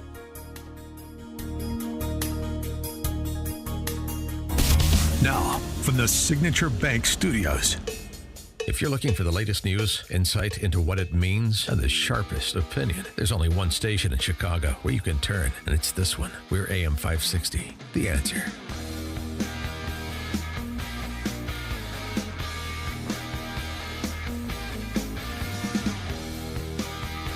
Top of the morning, Dan and Amy. I saw from footage earlier this morning that the Model Hamas, like Model UN, that's my new term, Campus Huns, okay. Model Hamas protesters have seized a building at Columbia University. They went from glamping to seizing a building. So now undergrads can't get in to go to their classes. But, what else is new? Well, they're expansionist in nature, like good Islamofascists. Why would they seize the building after they were engaged in such productive negotiations with the administration? Kids. This letter that the president of Columbia University, Manoush Shafiq, sent out is really something. All right, what is it? Let me hear it. She outlines the negotiations while conceding the hostile climate on campus in the direction of Jewish students. But it's really, this is a combination sort of hostage/surrender letter. And it just really provides insight into one of the fundamental problems here. One of the fundamental problems with these supposed wonderful universities, not just in the Ivy League, but across the country, as we're seeing, because now we have the full copycat effect happening across the Western world. I saw Vancouver, McGill University. It's all over the place now. Both Manoush Shafiq, president of Columbia, both sides in these discussions put forward robust and thoughtful offers and worked in good faith to reach common ground. We thank them for all their diligent work, long hours, and careful effort, and wish they had reached a different outcome. While the university will not divest from Israel, the university offered to develop an expedited timeline for review of new proposals from the students by the Advisory Committee for Socially Responsible Investing, the body that considers divestment matters. The university also offered to publish a process for students to access a list of Columbia's direct investment holdings. Additionally, the university offered to convene a faculty committee to address academic freedom and begin a discussion on access and financial barriers to academic programs and global centers. The university offered to make investments in health and education in Gaza, including supporting early childhood development, support for displaced scholars. These are important ideas that emerge from this dialogue, and we plan to explore them into the future. Well, wonderful. But we must also take into account the rights of all members of our community, and the encampment has created an unwelcoming environment for many of our Jewish students and faculty. Yeah. Unwelcoming. I think that's... Their civil rights are being violated. It's generous. Anyway, we want this thing to go away, but we don't know how to do it. We don't want to deprive anybody of anything. For all the reasons above, we urge those in the encampment to voluntarily disperse. We are consulting with a broader group in our community to explore alternative internal options to end this crisis as soon as possible. We will continue to update the community with new developments. They spent all this time treating this Model Hamas as their peers from both intellectual, moral, and authority perspective, and Model Hamas said no deal to your counter proposals. And so we're keeping the encampment, and we're taking over a building, and we're going to vandalize some things, and we're going to do what we want, and you're not going to do anything about it. Well, they renamed the building that they took over after a Palestinian girl who was killed in an Israeli airstrike. So they started that. They put the new label on the building. Well, of course, so this is part of the extension process. They want an open-air concept room.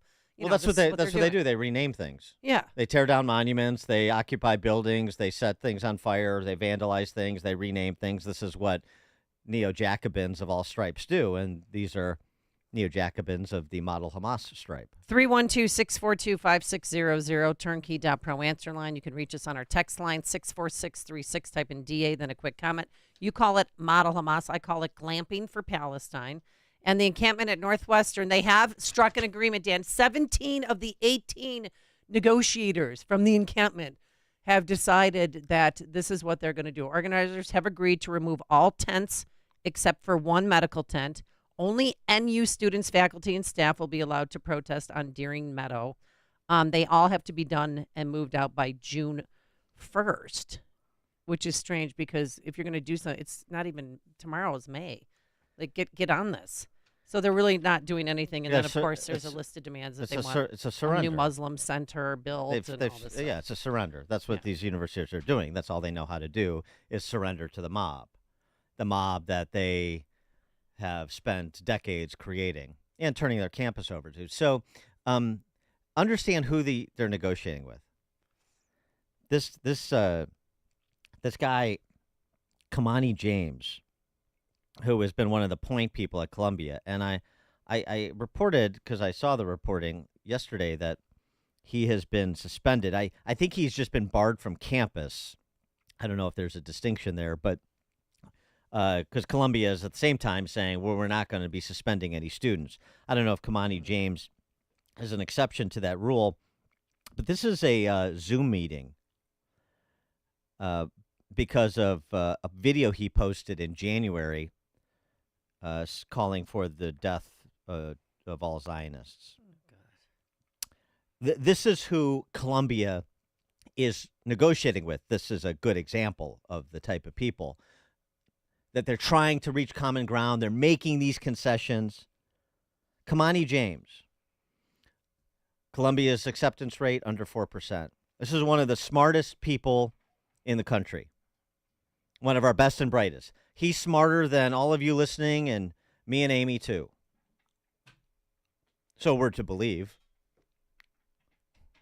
Kamani James during this meeting, and also too, listen to the exchange of who is on this, I guess, sort of first rung of the disciplinary regime on the campus of Columbia. My name is Sasha Wakadaway. I'm one of the associate directors in the Center for Student Success and Intervention. I'm Kamani James. I use he, she, they pronouns. Zionists in my DM wanting to meet up and fight. I don't fight to injure or for there to be a winner or loser. I fight to kill. See y'all in New York, January 2024. Mm-hmm. So that's specifically what we're going to be discussing today. Do you see why that's problematic in any way? No. Do you think that there's a serious weight in taking someone else's life? I think there is a serious weight in taking someone's life. And at the same time, I think that taking someone's life in certain case scenarios is necessary and better for the overall world. And so I personally have never killed anyone. Thank the Lord that no one has put me in that position. Though when Hitler died, the world rejoiced. Everyone looks back at that time period and said that Hitler needed to die because he was exacting an immense amount of harm against the world.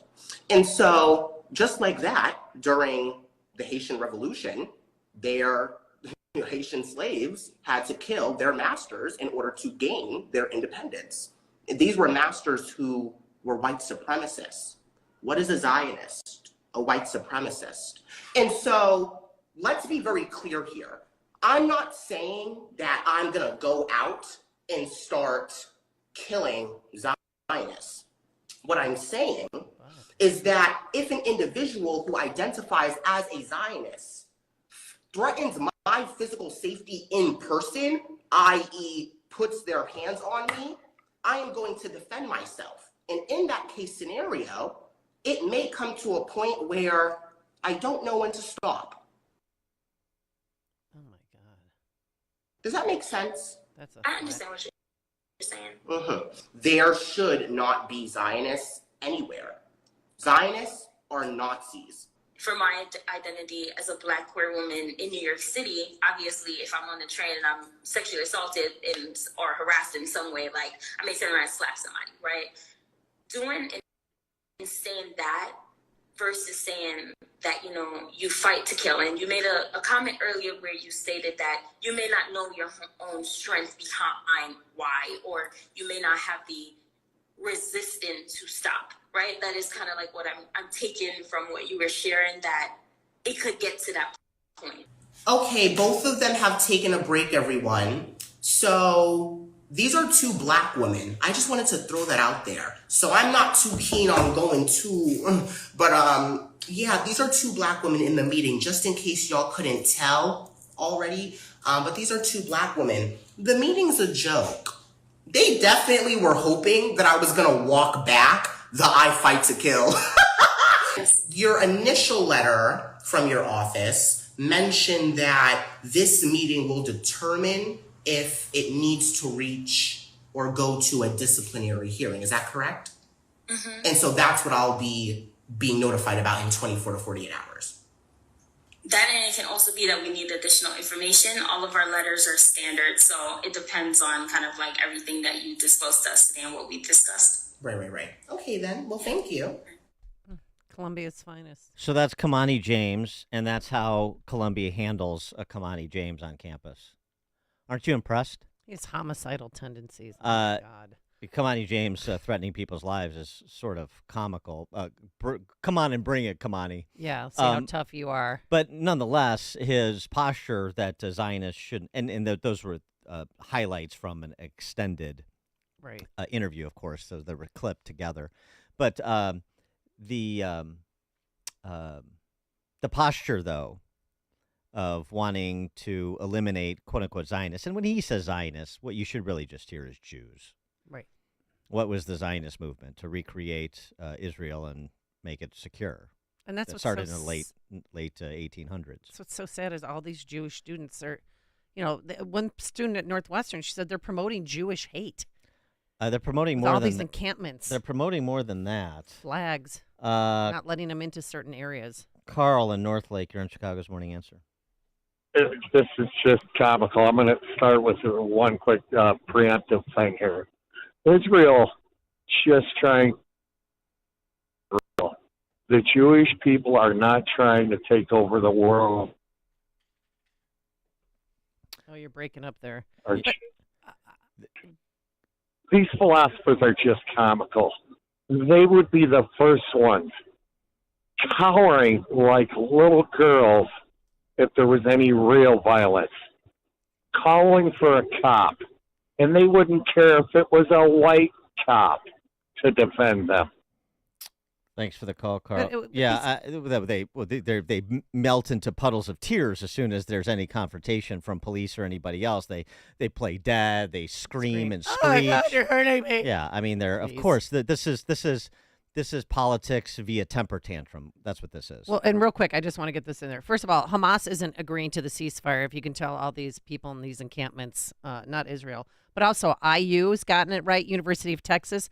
University of Florida, listen to this is great. This is the anchor reading the message from University of Florida administrators to those who tried but did not succeed to put up tents. This now from the University of Florida tonight. They've released a statement saying about the protests there. It reads in part, quote, "This is not complicated. The University of Florida is not a daycare, and we do not treat protesters like children. They know the rules, they broke the rules, and they'll face the consequences."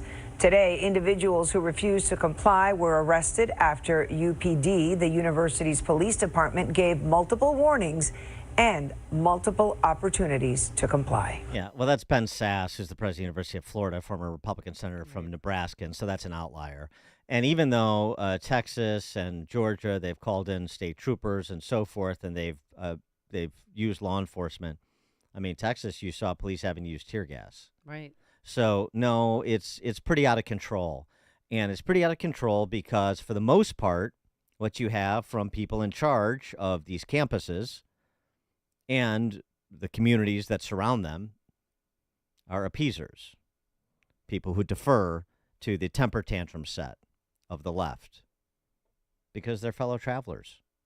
That's who they were 60 years ago, 40, 50, 60 years ago, and they see no distinction. It's what Chicago is talking about. It's Chicago's Morning Answer with Dan and Amy on AM 560. The Answer. From breaking news and weather across the country to insight from the brightest minds in conservative opinion, it's Salem News Channel, home to the biggest shows on TV, like Brandon Tatum weekdays at 6 p.m. Eastern, followed by Charlie Kirk at 7.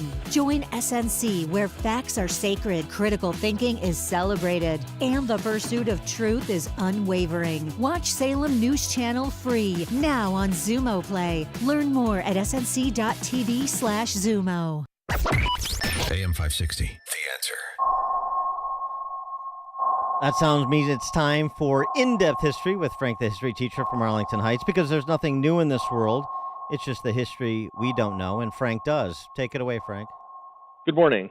During the primaries, Nikki Haley was excoriated for deviating from the notion that the Civil War was partially started because of topics other than slavery. Now, one can theorize about secondary causes, but it's clear that the catalyst of the war between the states was that Abraham Lincoln had absolutely no intention of allowing slavery to expand into the Western territories. As such, Lincoln's ballots were never circulated in the Southern caucuses, where he got 0 popular votes. He won anyway by sweeping the North, which led to Southern hyperventilation and secession. The Republican-dominated Congress that remained then quickly passed legislation that expanded economic mobility. The Homestead Act encouraged the development of small, free labor, independent farms throughout the West instead of the slave labor plantations that the Southern grandees had wanted there. Another act was the partial funding of land-grant colleges through the Morrill Act, opening up educational opportunities for the poor and middle class. And finally, the financing of the Transcontinental Railroad also greased the wheels of commerce and migration. Today, we need a similar type of government sponsorship of economic opportunity, as there are many large corporations and private equity firms that control so much wealth that they seek yield enhancement by buying up the housing stock instead of traditional debt and equity investments. Many homes, therefore, get multiple offers on the spot, so many average Americans find it difficult to buy a house and live the American dream, just like it was difficult for some in 1860 to acquire land and own a farm. We need a new president, ideally one who has recently experienced a poor or middle-class lifestyle. Our current one is so far removed from Scranton that he was once labeled the senator from MBNA, the credit card company. He didn't get that moniker for nothing. Very good, Frank. That's actually a timely topic, too. The Wall Street Journal has a big piece about those big private equity firms buying up housing stock in this country and the implications. We'll have to I knew someone who had was looking for homes and 10 offers on homes. So it's tough to get homes sometimes. It really is. So something's got to happen. We need an economic opportunity for these young people, because if they don't have it, they're going to act out, as we see. All right, Frank from Arlington Heights, the history teacher from Arlington Heights, always good, in-depth history. Coming up at 7:07, we'll talk a little bit about Bidenomics, economic opportunity, among other topics, with Wisconsin Senator Ron Johnson. And later, I need my mama-la. We'll explain, but now let's head into the newsroom. Here's Mike Scott. Lawmakers are pushing a plan to merge the CTA, Metra, and PACE, and Chicago's Guaranteed Income Program has been restarted. WIND Chicago News Time is 7 o'clock. This is a Fox News alert. Police confronting protesters on college campuses this morning. I'm Dave Anthony.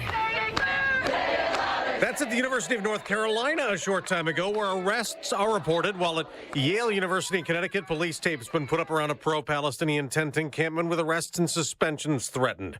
But at Columbia University in New York City, protesters took over a building early this morning. The most remarkable scene that I saw was someone smashing the windows of the doorway of Hamilton Hall in with a hammer, almost like a scene from The Shining. That's Columbia student Jessica Schwalb, who says Jews on campus are in fear as protesters remain barricaded inside that building. With sleeping bags and backpacks, and they say they're going to stay there unless their demands are met, which is divestment from Israel, transparency over how Colombia is investing their money, and this is another one. They want universal amnesty. They don't want to face any discipline at all for what the last couple of weeks of protests, in particular, obviously now, which has escalated with this occupation of Hamilton Hall, which is home to the dean's office and undergraduate admissions. Fox's Brian Yennis near the Columbia campus. This is talks in Egypt continue trying to broker a ceasefire in Gaza between Israel and Hamas, but Israeli Prime Minister Netanyahu again just vowed they will invade Rafah to root militants out, an operation the U.S. has warned against in that area of Gaza filled with Palestinian civilians who fled other war zones.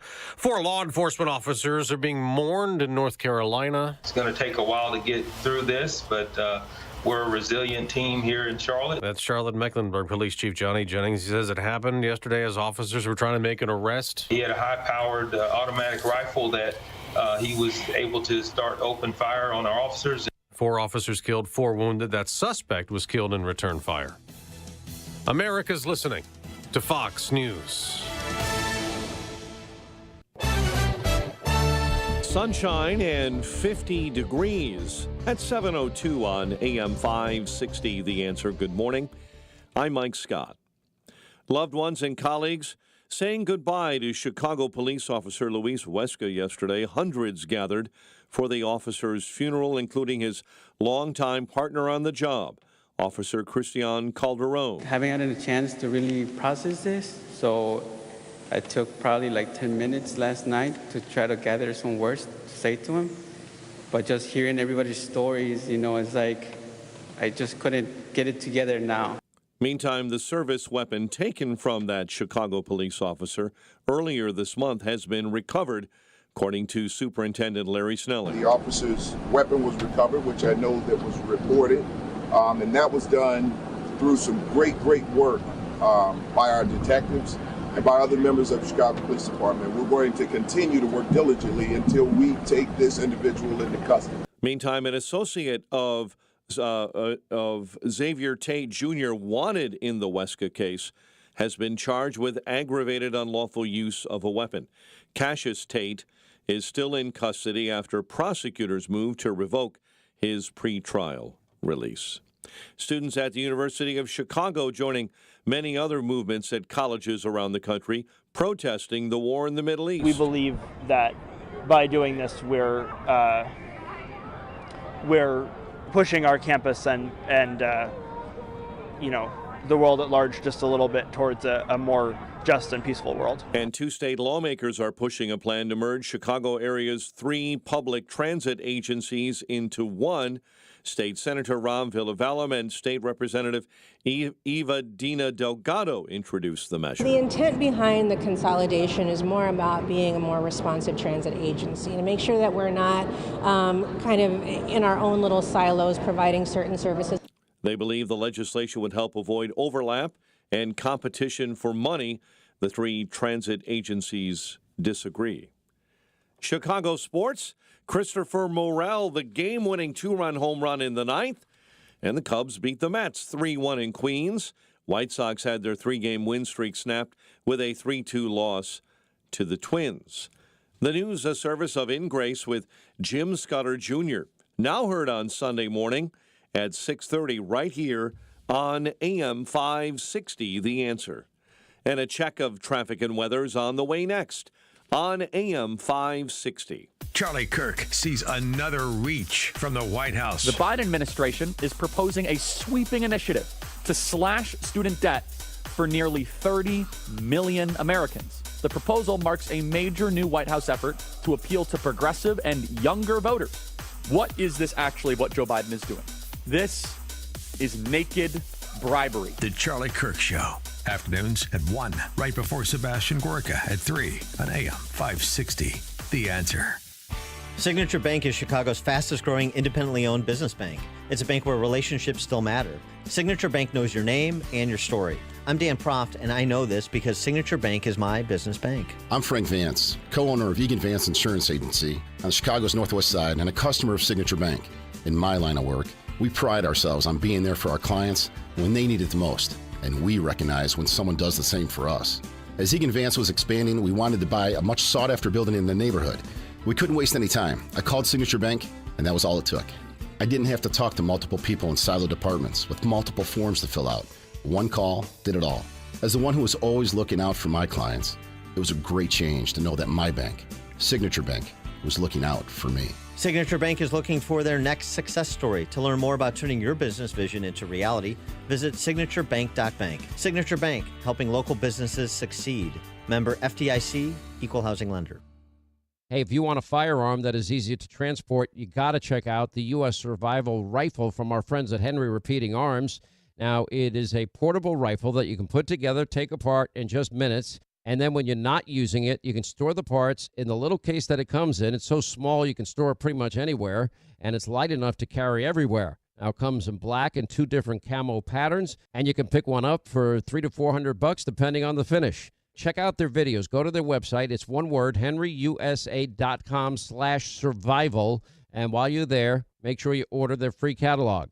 Now, Henry makes more than 200 rifles and shotguns and revolvers, all made in America, all backed by a lifetime satisfaction guarantee and the best customer service in the business. Go to their website, henryusa.com. Get their free catalog. They'll send you free decals and a list of dealers where you are. That's henryusa.com. Free catalog decals for the Henry U.S. Survival Rifle. Balance of Nature supplements, changing the world one life at a time. My name is Dr. Zhang. I'm a doctor of podiatric medicine. My name is Todd. I'm a paramedic firefighter. I've been on the job for 28 years. My name is Dr. Peter Munda. I'm a chiropractor in New York, Long Island. I've been taking Balance of Nature for 23 years. I love Balance of Nature, and this is definitely a product that I would recommend to other people, and I'll never stop taking it. How many 70-year-old pitchers you know? As far as Balance of Nature goes, I'll keep taking this stuff until the day I die, you know? I'm almost 55 years old, and because I have so much vitality, I can really enjoy the great outdoors. Our bodies are kind of like machines. If you do not give the machine the proper nutrition, it's not going to work very well. Simple as that.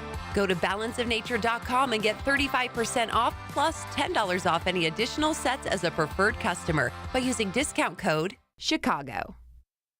A storm is on the horizon, and you need to keep the lights on no matter what. Your business relies on the power being on 24/7. It's the lifeblood of your data and computer systems. Weather-related outages from the power company are not acceptable. Your need for a source of power that's reliable 24/7, along with round-the-clock service that can dispatch technicians to your site immediately, is mission critical. Your business needs Charles Equipment Energy Systems on speed dial. These are the big boys, not residential or solar, but reliable industrial generators for emergency backup or events. When you need more than a 100-foot extension cord plugged into a small engine generator, call Charles Equipment Energy Systems. They keep the lights on with rental generators for job sites or power outages. The storm season is here. Plan ahead. Call now to prepare generators for sudden damage and potential power outages. Call 630-834-6000. That's 630-834-6000 or charlesequipment.com. charlesequipment.com.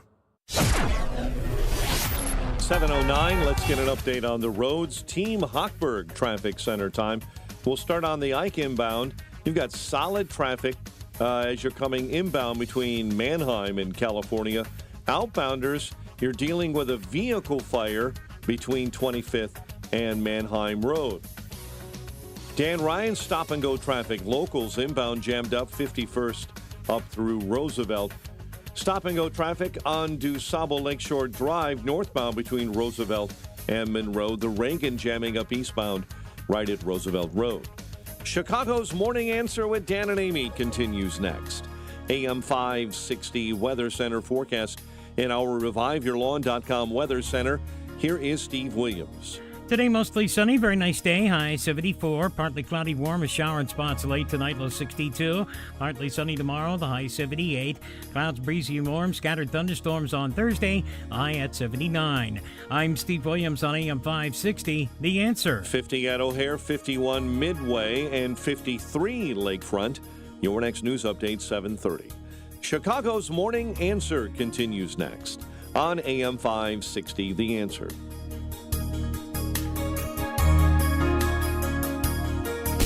Now, from the Signature Bank Studios. This is Chicago's Morning Answer with Dan Proft and Amy Jacobson on AM 560. The Answer.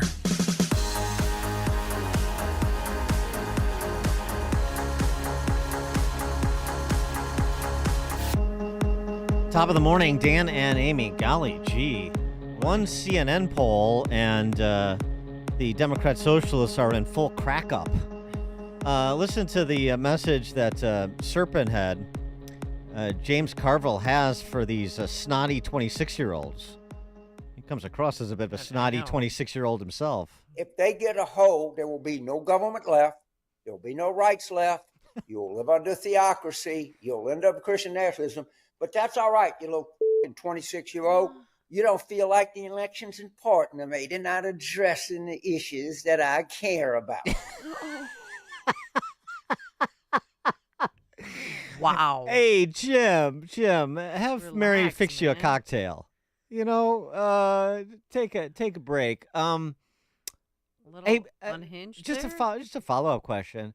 Since we've been here before, the left seems to forget this. We had a President Trump. We had Republican control of Congress. Why didn't the theocracy come then? Why didn't the government dissolve? In fact, government spending increased. Government kept expanding rather than dissolving. And, the rights that were stripped. What, you mean the invented rights you have for people in this country illegally? Those rights? Or I'm a bit confused. It'd be fun to have a conversation with Serpent Head, but he just likes to rant and make snide comments from the comfort of his own home on social media. Getting a little cranky there, huh? But it's not just him. Nancy Pelosi took time away from day trading to appear on MSNBC with Katie Tur. And she attacked Katie Tur. Katie Tur, like Keith Olbermann, gal pal. Well, yeah, MSNBC, new propaganda reader. I mean, not exactly a Trump loyalist, but hey. This is not the time for any pushback. And Joe Biden is doing that, created 9 million jobs in his term in office. Donald Trump has the worst record of job loss of any president. So we just have to make sure people know. That was a global pandemic.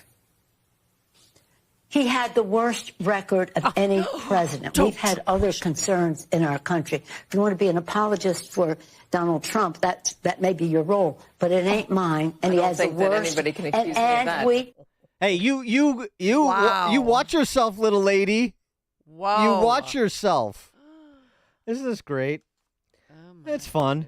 It's fun amid a lot of other things that are unfun. You got to take the joy where you can find it. Ron Johnson is a Republican United States Senator from Wisconsin, of course. He joins us now. Senator Johnson, thanks for being with us again. Appreciate it. Morning, guys. Hope you're doing well. You too. The left doesn't seem to be mentally. They're a little touchy. They don't like the polling numbers, I suppose, that are being bandied about. Well, I don't take too great a comfort in that. You know, these elections, 2022 should have been a blowout. 2024 should be a blowout. I don't know how bad it has to get. I don't know how much of the radical left agenda needs to be exposed, and that's really what's happening on college campuses today. The radical left agenda is being exposed before a large majority of Americans open up their eyes and realize these people are out to destroy our country. They have nothing positive to offer. They do nothing to build things. They just know how to destroy things, and that's pretty much the definition of the Democrat Party. Look what they're doing in terms of our border. Border security used to be a bipartisan issue. Back in 2006, a bunch of Democrats, including Biden and Obama and Hillary Clinton and Chuck Schumer, voted for the Secure Fence Act. Now they all want an open border. And I asked Secretary Mayorkas in a hearing the day after Schumer just dismissed his impeachment hearing, I asked him, why did you do it? Why do you want open borders? And, of course, he just disagreed with the premise of my question. So, it's just these people are infuriating. But, again, I'm not going to take any comfort in any poll until we actually win in 2024. We have to win in 2024. Yeah, no, I agree. I mean, that's far from over. These are snapshots in time, but it is interesting that the anxiety that is clearly evident on the other side. Speaking on the border and migrants, the situation continues to devolve, particularly in the areas that are getting hit the hardest, like the San Diego sector. And I saw a report that San Diego Airport now has given illegal immigrants their own line through the security checkpoints because they don't have any documentation verifying who they are. It's really something to watch the videos of Americans waiting in a security line to present their ID and go through, and then people in this country illegally also going through, but without the same security requirements as Americans. And of course, a lot of these illegal immigrants are military-aged men. We know what's happened down the Darien Gap. We have all these non-governmental organizations who the American taxpayer funds are coordinating this invasion of our nation. Camps set up specifically for Chinese military-aged men. So we're of these young men from countries that are adversarial to America, and we just let them in. And like I said, they don't have to pass the same type of screening we have to pass. The goal last time I was down the border, according to the Biden administration, imposing on Customs and Border Patrol is to encounter, process, and disperse within 8 hours. So that's a really good vetting process. And of course, the Biden administration mandated vaccines for Americans, for our finest among us in the military, but just waved through illegal immigrants who knows what kind of antibiotic-resistant diseases they may be waving through. Again, this is a debacle. It's a catastrophe. But by and large, mainstream media is not covering this the way they should. I know. It's like they've become bored with it. I mean, I used to live in El Paso, Senator, and people used to come in, a few people a day, maybe some, downtrodden without shoes on. And now I'm seeing people with Gucci bags, Louis Vuittons, neck pillows, Beats headphones, and a phone coming over from China, very well dressed. And these people, why? I mean, what are they seeking asylum from? Well, they want to come to America for what America offers. Most of them, they're coming here for opportunity, but some of them are here to create mayhem. There could be potential terrorists in the ranks, sleeper cells. I mean, that's what's so unbelievably risky about what the Biden administration is doing and what the mainstream media, by and large, has been covering up. It's not like they've gotten bored and stopped covering it. They just never really covered it until, mayors like Mayor Johnson in Chicago, Mayor Adams in New York, realized their sanctuary cities are going to get overrun by this massive invasion. And they started squawking about it. The mainstream press had to start covering it. But, again, didn't cover it the way they would have covered it had this been under a Republican president's watch. Well, not only is it ongoing and uninhibited, they're looking to increase the flow. At least some of them are, the members of Congress I'm talking about, speaking of what we're seeing on college campuses. Against the backdrop of what we're seeing on college campuses and what we know has happened in Gaza, Jamal Bowman, Fire Marshal Jamal there in the House, offered this. Take a listen. Should the United States bring in people from Gaza? Well, we are a land of immigrants, and we are a land of asylum seekers. Anyone escaping persecution and oppression and violence, the United States has always been an open home to those people. So whether they're coming from Palestine, Honduras, Guatemala, El Salvador, Mexico, Haiti, they're coming here to contribute to our economy, which 99.9% of them are. We've always been a place to open our doors to immigrants coming here. So yeah, fully support that, and also fully support amnesty for the migrants who have been here for quite some time. So resettle Gazans to America, provide amnesty for people here illegally, and send the message the world over that anybody who wants to come can come anytime for any reason, because 99.9% of you are net positive for the country. Well, he's a card-carrying member of the radical left, and he's fully supportive of the destruction of this country, because that's what he's recommending. I'm sure he was probably all for the defund police movement. That's worked out really well. That's been such a disaster. Even radical leftists are backing away from that. They don't say that anymore because, well, it certainly didn't help them in the election, and they're realizing it's destroying their cities. Slowly but surely, they're beginning to realize that. But that's unfortunately what almost every policy of the of the Biden administration. I've often said if you were asked to devise a strategy to destroy this country, you could not come up with a better game plan than the one being implemented by President Biden and his Democrats. The open borders, the massive 40-year high inflation caused by massive deficit spending, war on fossil fuel, the embarrassing and dangerous surrender in Afghanistan, which has emboldened people like Putin and Xi and the Ayatollahs. Again, America has been weakened dramatically by the Biden administration, and when America is weak, the world's a more dangerous place, and the world's now on fire because of it. So no, the radical left is destroying this country. That's what Americans have to awaken to. They have to open up their eyes. This isn't something that just sort of happened. This has been long-term game plan. The Saul Alinsky rules for radical, right out of Chicago. The taking over of our universities and every institution in this country. They've infiltrated. They've burrowed into all of our institutions, and they're destroying this country. I wanted to get your reaction on another topic because you've been one of the congressional leaders on the reckoning for all the COVID response policies at the federal government level. The reckoning that hasn't come, but maybe someday will. You and Rand Paul and a few others on different topics. There's so many to cover under COVID. But recently, Cheryl Atkinson sat down with Mike Ware, who is the Inspector General for the SBA, to talk about COVID fraud in the two programs that were stood up for small businesses. And here's what Inspector General Ware told Cheryl Atkinson. We conservatively estimated that $200 billion in potential fraud existed in these programs. That's shocking. I mean, that, I think your report said, means at least 17% of the funds were dispersed to potentially fraudulent actors, more than $136 billion in EIDLs and $64 billion in PPP. So 17%, that's unacceptably high, isn't it, for fraud? Yeah, I would absolutely agree with you that it is, especially when you're talking about $200 billion. And against $200 billion, conservatively, as the Inspector General said, you have DOJ press releases about prosecutions for people that stole $1 million here and $1 million there. It's one of these things where, and this is an underappreciated discussion, underdone discussion about government. Look, I understand I got to pay taxes, and I'm fine paying taxes if it's going for the betterment of some segment of the community, and of course the larger country.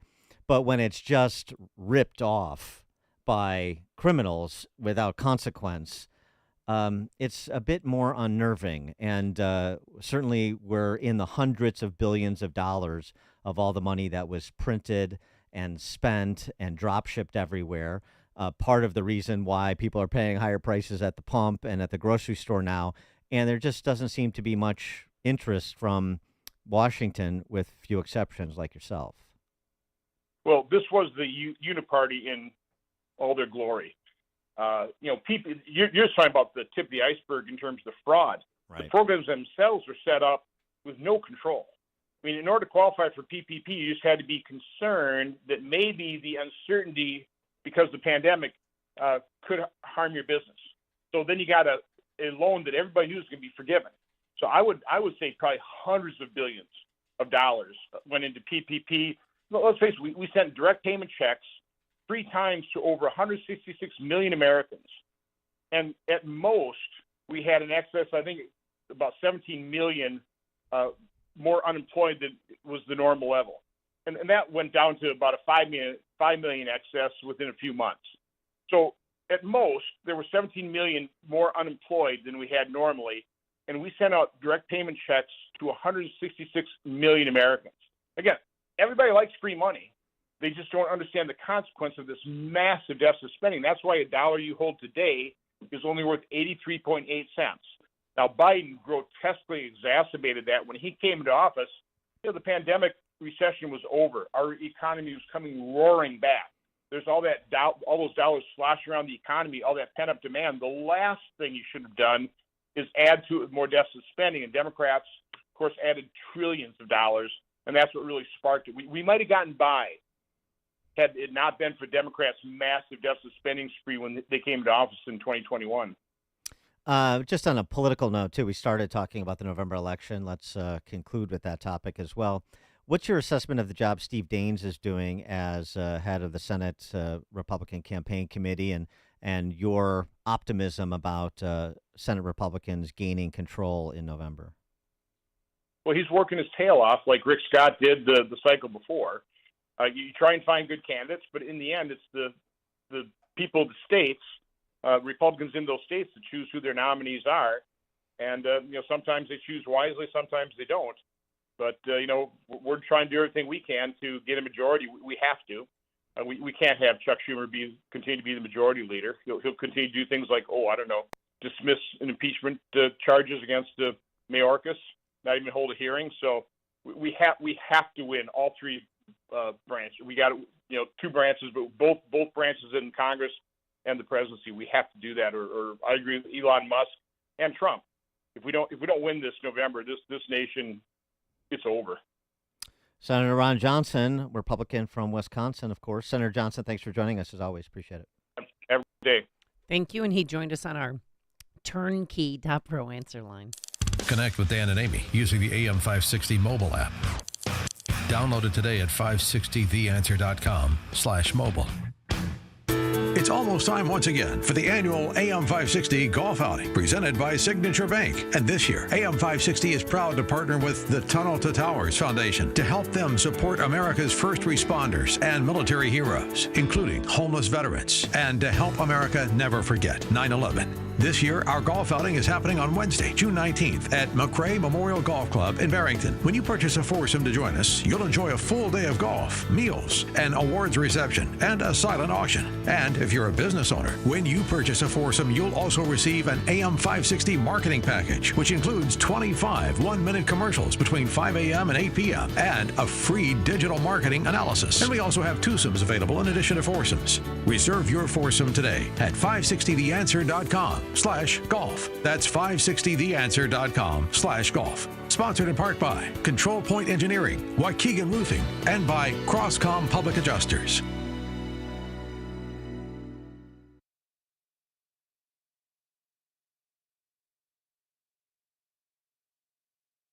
This is a red alert for hard-working Americans who are tired of seeing their freedoms and retirement savings threatened by the globalist agenda. Wealth Protection Research is on a mission to find whistleblowers who are exposing these schemes. Real patriotic financial warriors like Jim Rickards and Porter Stansberry. They're not afraid to tell it like it is and fight back against the system. Now, with the 2024 election storming our way, your IRA and your 401k may be in the crosshairs. That's why we've compiled our 3 favorite ideas into our Election Protection Report. You definitely won't hear any of these in the mainstream news. Get your free copy of our Election Protection Report now. Just text TRUTH to 76626. Plus, today you'll also get a free gold investment kit from our sponsor, Augusta Precious Metals. Text TRUTH to 76626 now and get the free report and gold investment kit. The fight for your financial freedom is on. Text the word TRUTH to 76626. Standard text and data rates may apply. All right. This season, don't get tripped up by uneven concrete around your home. Whether it's a sunken or cracked sidewalk, porch, stoop, driveway, patio, those problems will only get worse, but there is an easy solution. Call Permaseal today. 800-421-SEAL, 800-421-7325, and ask for a free inspection. Their poly-level service can raise and level sunken concrete quickly and efficiently, putting an end to eyesores and dangerous trip hazards. Don't live with a potentially dangerous situation. Call Permaseal for that free inspection. They have financing programs that allow you to have the work done now and pay for it in 18 months without interest. Permaseal has been a trusted name for over 40 years and an A+ rating with the BBB. Don't be scared of replacing your sunken or broken concrete. Raise it. Call 800-421-SEAL or visit permaseal.net. Signature Bank is Chicago's fastest growing independently owned business bank. It's a bank where relationships still matter. Signature Bank knows your name and your story. I'm Dan Proft, and I know this because Signature Bank is my business bank. I'm Larry Nora, founder and CEO of UStore-It, a network of award-winning self-storage facilities in the Chicago area, and a customer of Signature Bank. We've developed over 70 storage centers throughout the city and suburbs, and our business continues to grow. We need a bank who understands the neighborhoods and communities where we are making investments. We found that in Signature Bank. They know this city and its neighborhoods because they are based right here in Chicago. Finding a local banking institution like Signature Bank has been critical to the success of U-Store It, and we look forward to a long-term relationship. Signature Bank is looking for their next success story. To learn more about turning your business vision into reality, visit signaturebank.bank. Signature Bank, helping local businesses succeed. Member FDIC, Equal Housing Lender. Hi, my name is Ryan Bourne. And I'm Danica Bourne. And we're the owners of South Coast Tax. We started our company 10 years ago in an effort to help our fellow Christians experiencing tax issues resolve their matters by taking a simple 3-step approach. South Coast Tax are Christian-based tax accountants and attorneys that specialize in releasing bank levies, wage garnishments, and filing complex tax returns. We are the leaders in acceptance of offers and compromise with awesome results. We're also a small firm who will treat you like family, not just a number. Call us today at 1-800-TAX-1176 for a free consultation, and we'll take the time to explain all of the programs that you qualify for in order to allow you a fresh start. Proverbs 15:22 says, "Plans fail for lack of counsel, but with many advisors, they succeed." Call us today at 1-800-TAX-1176, and together we can help achieve this goal by putting the IRS debt behind you for good. Again, that number is 1-800-TAX-1176. AM 560, The Answer.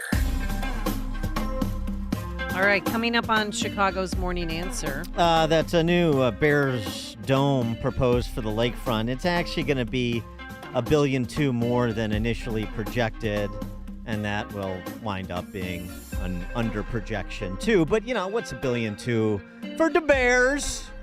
We'll start there with Ted Dabrowski at 7:37. Got to get a new home for their new quarterback and receiver. But now let's head into the newsroom. Here is Mike Scott. 7:32, 51 degrees and sunshine. Columbia University in New York City urging people to avoid coming to the campus today due to ongoing anti-Israel, pro-Hamas war protests. This student says protesters are barricading themselves inside a campus building. The people who were already inside Hamilton Hall decided to smash the windows and then put bike locks like around each door handle. A group called Columbia Students for Justice posting that dozens are now occupying that building. 4 law enforcement officers are dead after a standoff turned shootout in Charlotte, North Carolina. Mayor Vi Lyles. You never know what your day is going to be like. You can't plan things like this to be in this space at this time. A suspect opened fire when a U.S. Marshals Fugitive Task Force was trying to serve a warrant at a home. Today's an absolute tragic day for the city of Charlotte and for the profession of law enforcement. Today we lost some heroes that are out to just simply trying to keep our community safe. Charlotte-Mecklenburg Police Chief Johnny Jennings. Lawyers for President Biden's son Hunter reportedly are threatening to sue Fox News. His legal team wants corrections and on-air retractions, claiming he and President Biden were engaged in foreign bribery schemes. A 4-year FCC investigation resulting in a combined $200 million in fines against leading mobile carriers. The fines are for illegally sharing access to customer location data without consent. T-Mobile, AT&T, and Verizon all say they will appeal. The Chicago Tribune is reporting that Mayor Brandon Johnson's administration will change how roughly $80 million in federal pandemic funds get spent in the coming months. City hopes not to lose any money by not spending it by the 2026 deadline. $32 million will help relaunch the city's guaranteed income program, $500 a month, no strings attached payments. In the last round, 176,000 people applied for just 5,000 spots. Loved ones and colleagues are saying goodbye to Chicago police officer Luis Huesca. All of this feels like a nightmare. Me and Luis, we're partners. He was my best friend, mi compadre. He's my son's godfather. He was the first person I thought of as soon as I had a chance to baptize my kids. Officer Christian Calderon, Chicago Mayor Brandon Johnson, and Governor Pritzker were asked not to attend the funeral, informed that the Huesca family did not want them there. Chicago sports, Cubs took their series opener against the Mets in a thrilling 3-1 victory in Queens. Christopher Morel, the game-winning 2-run home run. Kind of cool to see Bill Murray in a Team Mongo hoodie in New York last night at the game. White Sox had their 3-game win streak snapped with a 3-2 loss to the Twins. The news, a service of Fox Valley Coins. Currently buying all gold and silver bars and coins, silver dollars, rare date, proof, and mint sets. Visit foxvalleycoins.com. A check of traffic and weather on the way next on AM 560. Dr. Sebastian Gorka sees another cover-up. Merrick Garland is refusing to release the audio of Special Counsel Robert Hur's deposition of Joe Biden on the illegally held classified documents that he kept for decades in his garage. You know, the one where he couldn't remember what year his son died or when he was vice president. Refusing to release. America First with Dr. Sebastian Gorka. Afternoons at 3, right before Sean Thompson at 4 on AM 560. The Answer. It's Reveille. 2 months ago, I introduced my listeners to the plight of my brother-in-law Dave and sister-in-law Marietta and their simple request to reestablish her green card status so that they could move back permanently to the United States. To recap, over 2 years ago, after living in Australia for 30 years, they decided to leave Australia after seeing the COVID tyranny displayed by the government. David and their 2 U.S.-born children hold dual citizenship. His wife, Marietta, holds citizenship in Australia and the Philippines and had been a U.S. green card holder until it accidentally lapsed. While living in Australia for over 30 years, they still filed joint U.S. federal tax returns together and owned U.S. property. Dave is an Air Force veteran. Marietta has no criminal record. She is financially well off and needs no government support. Unbelievably, they were told it would take 11 to 17 months to get a new green card for Marietta. Well, it has now been over 26 months and counting. Well, here's the update. The latest injustice is that Marietta must ask for a waiver from taking the COVID shot.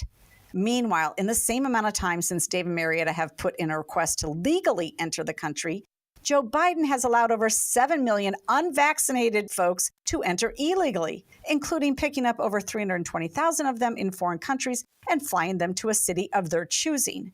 In the last 2 years, the state of Illinois has spent $2 to $3 billion on illegals and non-citizens, and the country has spent hundreds of billions giving out free everything.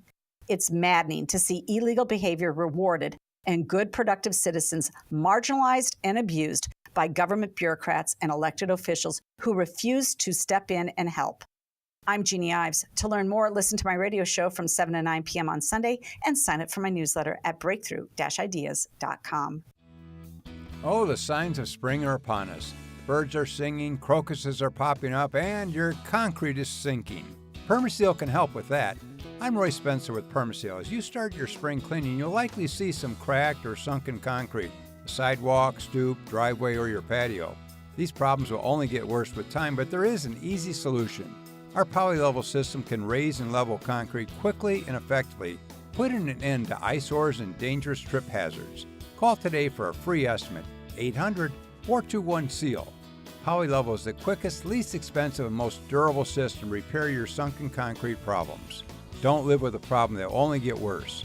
Permaseal has been making Chicagoland and Northwest Indiana homes healthier and more valuable for over 45 years. Call today to receive 10% off or up to 18 months no-interest financing. Don't replace it, raise it. Call 800-421-7325 or visit permaseal.net. Don't pay retail for your diamond engagement ring or gift. Come to cleanorigin.com. 7:39, let's get an update on the roads. Team Hochberg Traffic Center time. Orland Park, 143rd westbound between Wolf Road and Creek Crossing Drive, all shut down due to flooding there. Palos Heights, same story, flooding closing down 135th east and westbound near Harlem Avenue.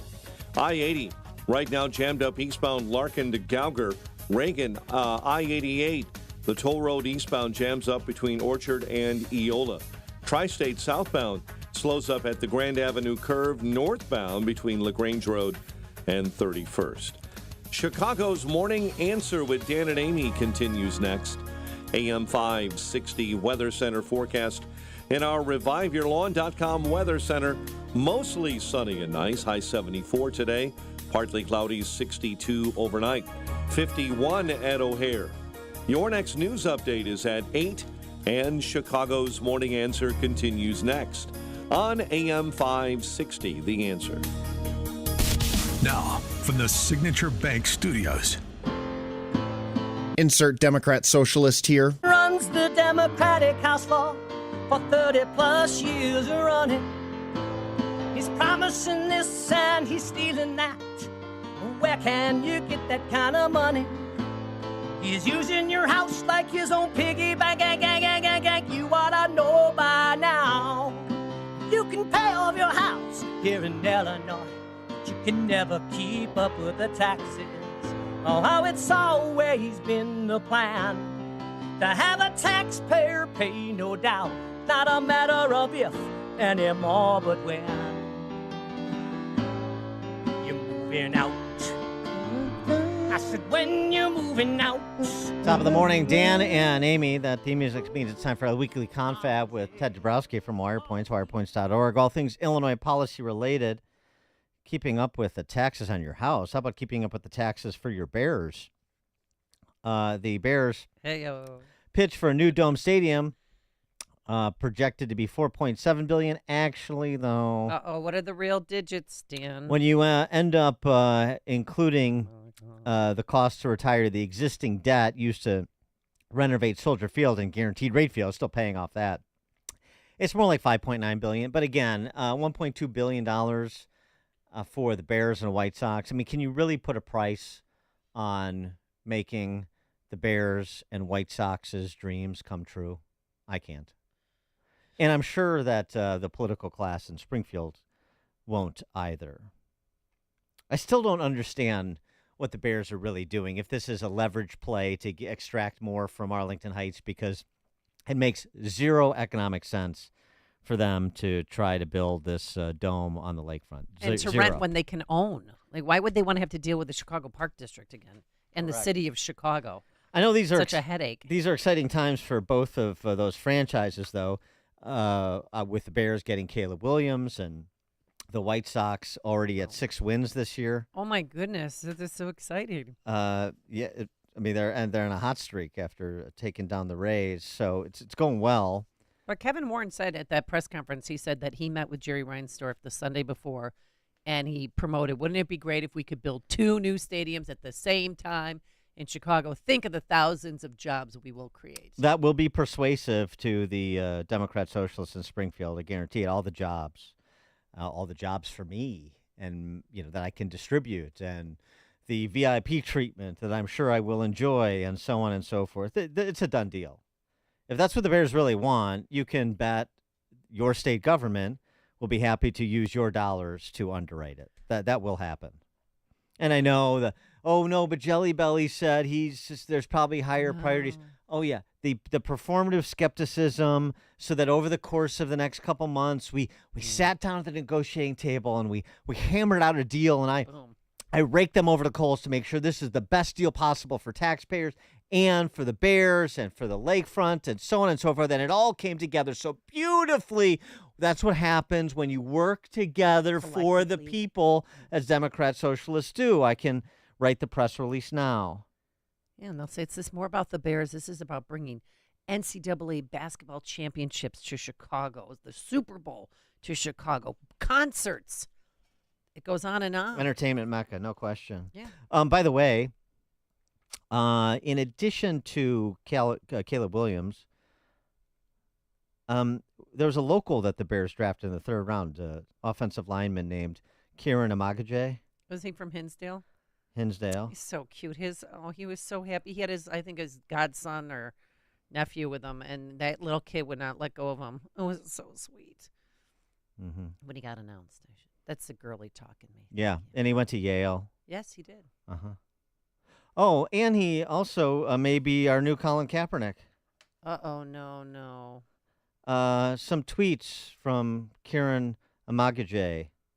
Want to force childbirth on women and infringe on their right to choose just for those same kids to die in schools? What's pro-life about that? Cringe. That's a Yale grad. Well, Real he grew up smart. in Hinsdale. Deep. Yeah, Hinsdale Central. So tear gas and rubber billets only reserved for BLM. Where was this energy this summer when we was protesting our dead brothers and sisters? They're just protesting because they team lost. That was his January 6, 2021 tweet. Yeah. Because he's down with the struggle from Hinsdale Central. And then went to Yale. Kieran Amadaje, a Hinsdale native, grew up a Bears fan and met Matt Eberflus last year at the golf club his father belongs to. He said he told Eberflus he would one day be sitting in his office as a Bears draft pick. Eberflus reminded him of that interaction when the team called Amagaje to inform him that he was being drafted tonight. Wonderful story. The oppressed kid from Hinsdale who met Eberflus at his dad's country club. But he's all suffering, down, man. He's down with his BLM brothers and sisters. He knows what it's like to suffer. Future mayor of the city of Chicago, Kieran Amagaje. You heard it here first. All right, for more on the Bears Stadium finances, taxpayer financing. Ted, thanks for joining us as always. Appreciate it. Good morning, Dan. Good morning, Amy.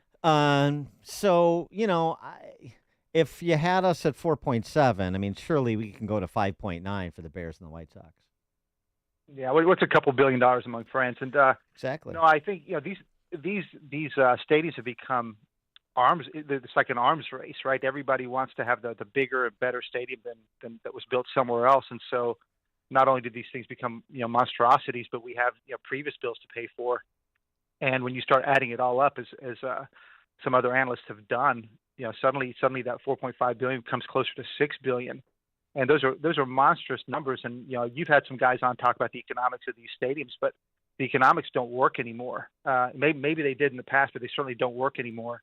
That's And certainly if the what public- Kansas City taxpayers decided, didn't they? After the Chiefs won yet another Super Bowl, and time for a new stadium. No, we like you, but we don't like you that much.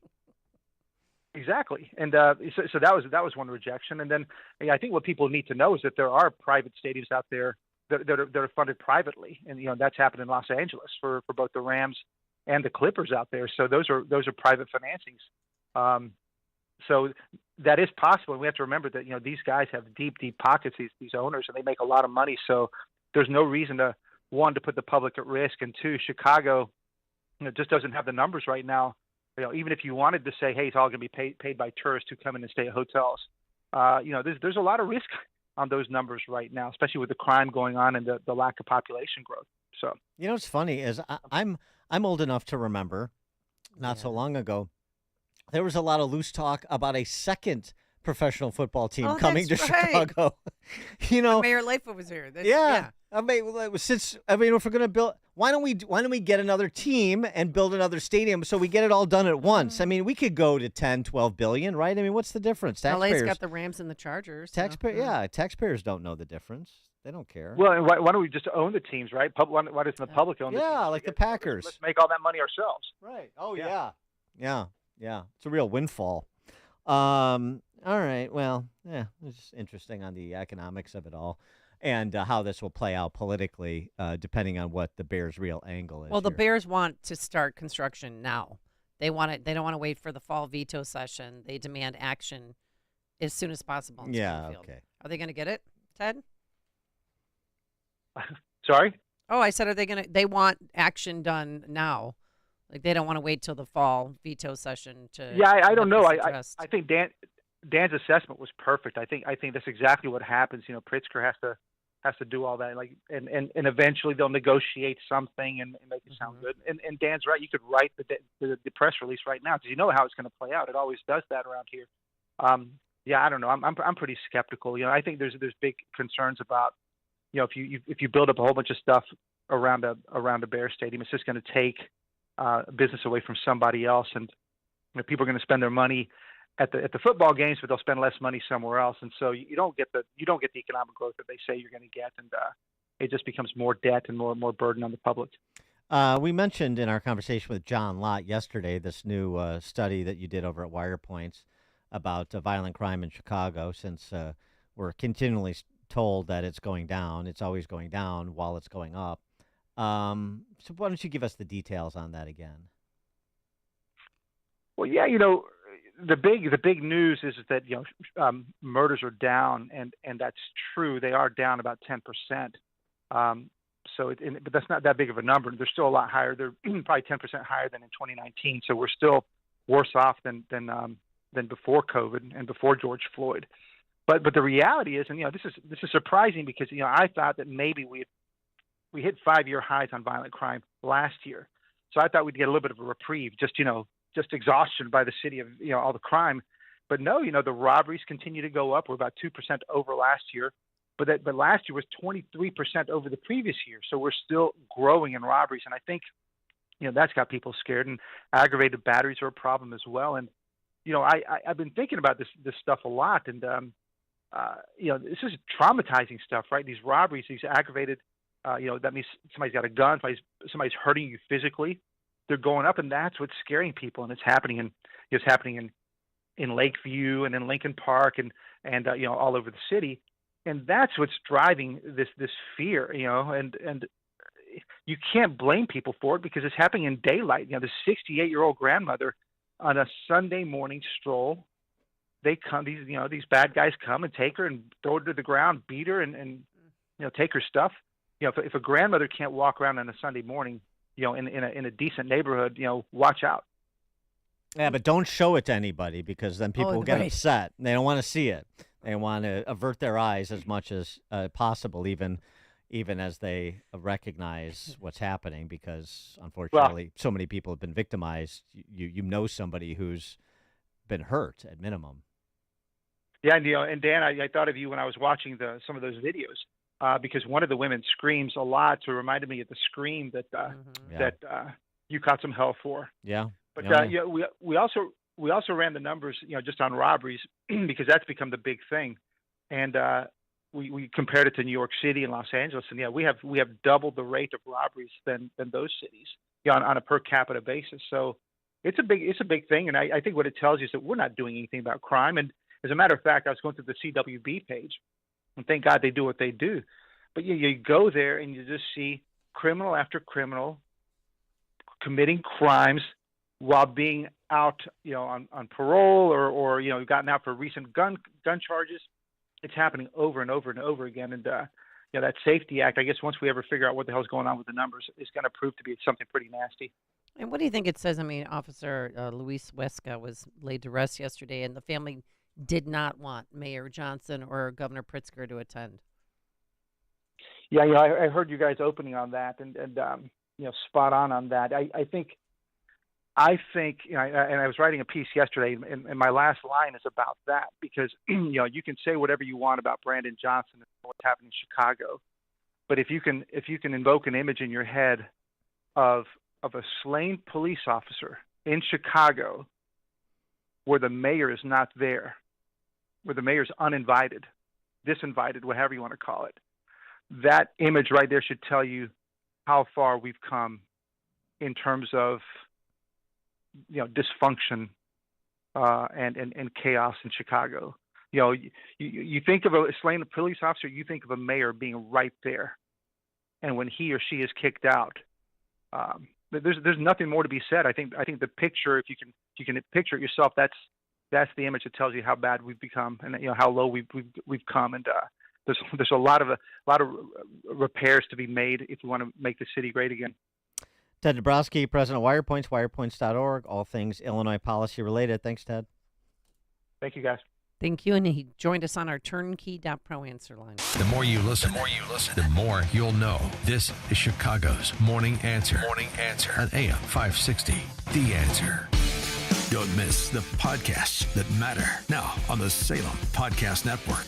Dinesh D'Souza. This is a game in which the conclusion comes first, and then you look for data, and then if the data is, quote, disappointing, you start fiddling with the data. You can often claim that the data says something that it doesn't really say. Why? Because the ordinary person never checks. Seth Holhouse. We have these agencies, FBI, CIA, Defense Department.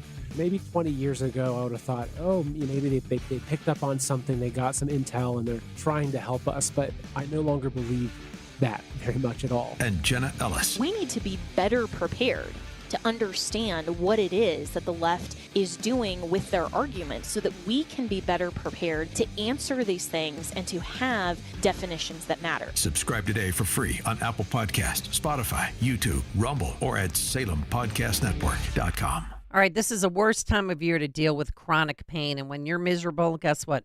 People around you are miserable too. So do something about it. If you're tired of those achy joints, contact our good friends at QC Kinetics before you agree to surgery or steroids or medications. That's what tens of thousands of real-life patients around the country did, like Robert. Robert's a retired Marine and business owner. Robert had debilitating shoulder pain and couldn't take time away from work to have surgery. He heard about QC Kinetics and how elite athletes were using these treatments for joint pain. Now Robert feels much better thanks to his treatments at QC Kinetics. QC Kinetics is partnered with medical doctor Shine Cup. He's a pioneer in this field with 20 years of clinical work, teaching, and publishing. I'd love to talk about your success story next, so don't wait. Call QC Kinetics today. Guess what? The consultations are free. Saturday appointments available. Call 312-809-5955. That's 312-809-5955. Again, 312-809-5955. Gold and silver are at world record highs. The time to sell is now. PGS Gold and Coin is Chicagoland's #1 valuables dealer, specializing in rare coins and precious metals. PGS Gold and Coin Springtime Clean Out Buying Event. Grandma's jewelry box could be worth thousands. Mom's sterling silver flatware and tea sets could be worth thousands. Dad's coin collection could be worth thousands. Do not miss this opportunity. Gold and silver are at all-time highs. PGS Gold and Coin, Chicagoland's valuables expert with 45 years experience. PGS Gold and Coin is an A+ Better Business Bureau accredited business with thousands of 5-star reviews. 4 locations in Palatine, Schaumburg, Wheaton, and Villa Park. Now is the time to get the most money for your precious metals. Call PGS Gold and Coin today. 888-416-2701. That's 888-416-2701. Or visit them online at pgsgoldandcoin.com. Mention you heard this ad on AM 560 and get a free evaluation. pgsgoldandcoin.com.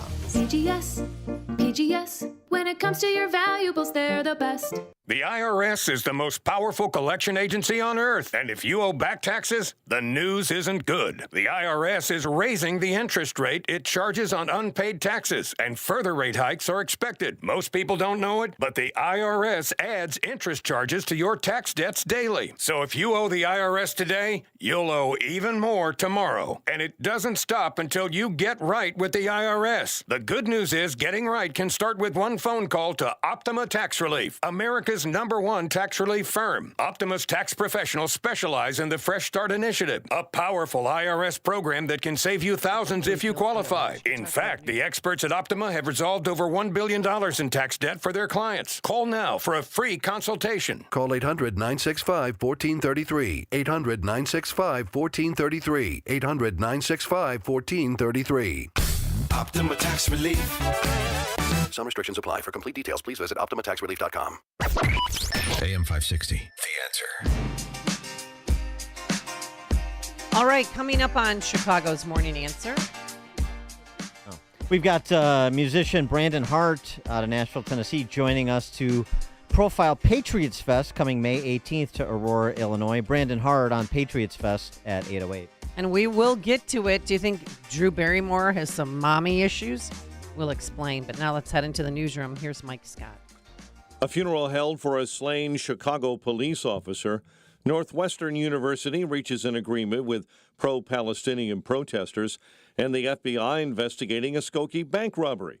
Cubs take the series opener against the Mets, while the White Sox falter in the ninth. WIND Chicago News Time, 8 o'clock. This is a Fox News alert. One protest escalates, others face crackdowns. I'm Dave Anthony. That's at Yale University in Connecticut, where police showed up and an anti-Israel tent encampment was cleared. Arrests reported at UConn, and protesters have also been taken into custody this morning at the University of North Carolina. At Columbia University in New York City, some pro-Palestinian demonstrators took it to another level, taking over a building after midnight. They brought in metal barricades, really enacted a human shield. The student newspaper, Columbia Spectator, reporting that students broke glass, covered internal cameras, and that they had the building locked down within minutes. Fox Business Network's Madison Allworth, not far from Hamilton Hall. Fox's Brian Yennis is also there and has a statement just out from the university. We have asked members of the university community who can avoid coming to the Morningside campus. Access to the campus has been limited to students residing in residential buildings on campus and employees who provide essential services to campus buildings, labs, and residential student life. Well, those protesters occupying the building keep demanding Columbia divest from Israel, and they want amnesty for their actions. Republican Congressman Mike Lawler tells Fox, "This is impacting students all across the country, and it needs to stop immediately." This morning, the U.S. Education Secretary faces questions about all the protests at a Senate hearing. Former President Trump's about to return to court in New York for more testimony this hour at his first criminal trial related to the 2016 election. Back on the stand will be Gary Farrow. He is Michael Cohen's banker. He set up the show company that Cohen used to pay off Stormy Daniels. Farrow's testimony is designed to start laying out for the jury the financial document trail the DA's office says that backs the 34 charges of Trump filing false business records, all to try and hide his alleged affair with Stormy Daniels. Fox's Eric Shaw. The former president claims he's being politically persecuted. America's listening to Fox News. 51 degrees, 8:02 on AM 560. The Answer. Good morning. I'm Mike Scott. The service weapon taken from a Chicago police officer when he was gunned down earlier this month has been recovered. City's police superintendent Larry Snelling updated the investigation. The officer's weapon was recovered, which I know that was reported, and that was done through some great work by our detectives and by other members of the Chicago Police Department. We're going to continue to work diligently until we take this individual into custody. Authorities announcing an arrest warrant have been issued for Xavier Tate in connection with Officer Luis Huesca's slaying. Rewards totaling $100,000 are being offered. Meantime, an associate of Xavier Tate has been charged with aggravated unlawful use of a weapon. Cook County State's Attorney's Office says Cassius Tate is still in custody. While Northwestern University has brokered an agreement with students and faculty taking part in pro-Palestinian and pro-Hamas terror protest on the Evanston campus, students at the University of Chicago say they are now joining the movement. We believe that by doing this, we're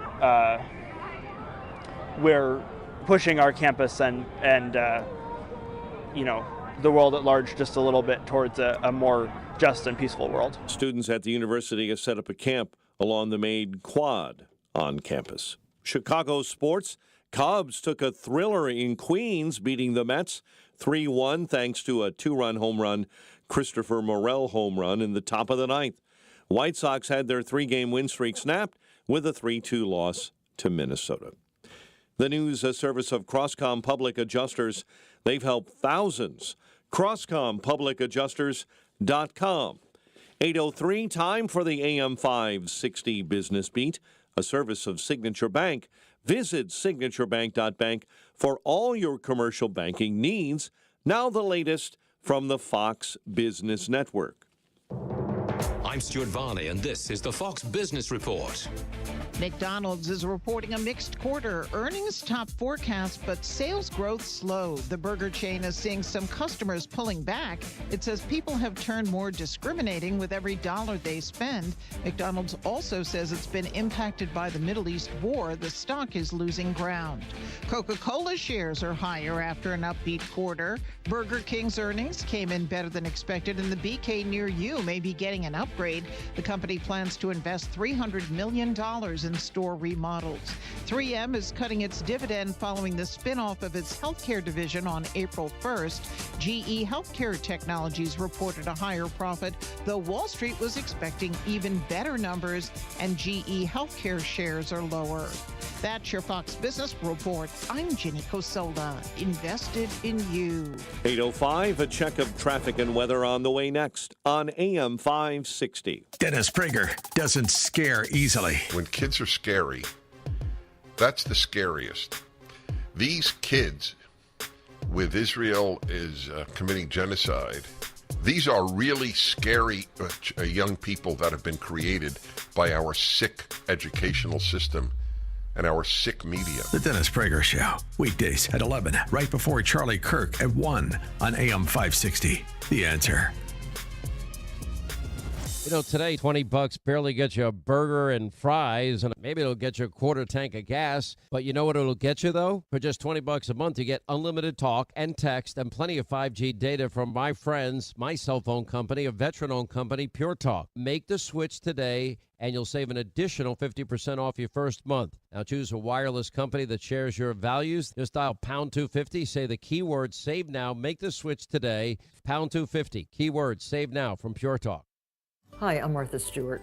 Every year, more than 4 million pets enter shelters here in the United States. My friends at American Humane have been helping animals since 1877. The goal is to ensure that pets have a safe shelter, especially during natural disasters. Adopting a shelter pet allows shelters to help more animals awaiting care. Please consider adopting today and take some time to learn more about American Humane's other work at americanhumane.org. Wesley Financial Group is not a law firm. Everyone knows the old saying, nothing lasts forever. Well, whoever said that obviously never bought a timeshare. Not only do your maintenance fees and assessment fees go on forever, they go up forever. I'm Chuck McDowell, founder of Wesley Financial Group. Over 10 years ago, I was a timeshare salesman. But once I saw the dark side of the business, I quit. I started helping folks get out of their timeshares. Since then, we've helped over 30,000 families by getting them out of bad timeshares. If your timeshare agreement goes on forever, if you were told timeshares are a great investment, or your maintenance fees will never go up, you have questions, we have the answers. Give us a call. I guarantee if we take you as a client, we'll get you out of your timeshare or you'll pay nothing. Call Wesley now for your free information kit. 800-839-8484. That's 800-839-8484. 800-839-8484. Hey, if you want a firearm that is easy to transport, you got to check out the U.S. Survival Rifle from our friends at Henry Repeating Arms. Now, it is a portable rifle that you can put together, take apart in just minutes. And then when you're not using it, you can store the parts in the little case that it comes in. It's so small you can store it pretty much anywhere, and it's light enough to carry everywhere. Now, it comes in black and 2 different camo patterns, and you can pick one up for $300 to $400 depending on the finish. Check out their videos. Go to their website. It's one word, henryusa.com/survival. And while you're there, make sure you order their free catalog. Now, Henry makes more than 200 rifles and shotguns and revolvers, all made in America, all backed by a lifetime satisfaction guarantee and the best customer service in the business. Go to their website, henryusa.com. Get their free catalog. They'll send you free decals and a list of dealers where you are. That's henryusa.com. Free catalog decals for the Henry U.S. Survival Rifle.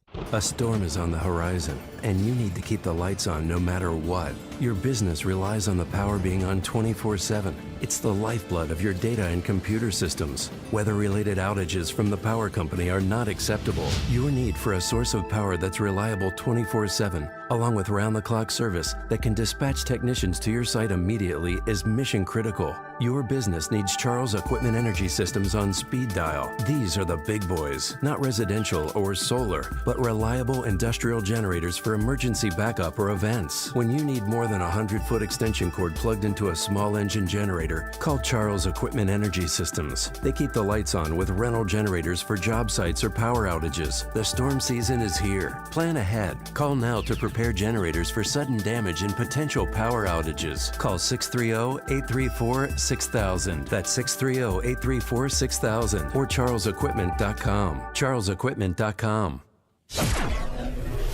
8:09, let's get the update on the roads in our Team Hochberg Traffic Center.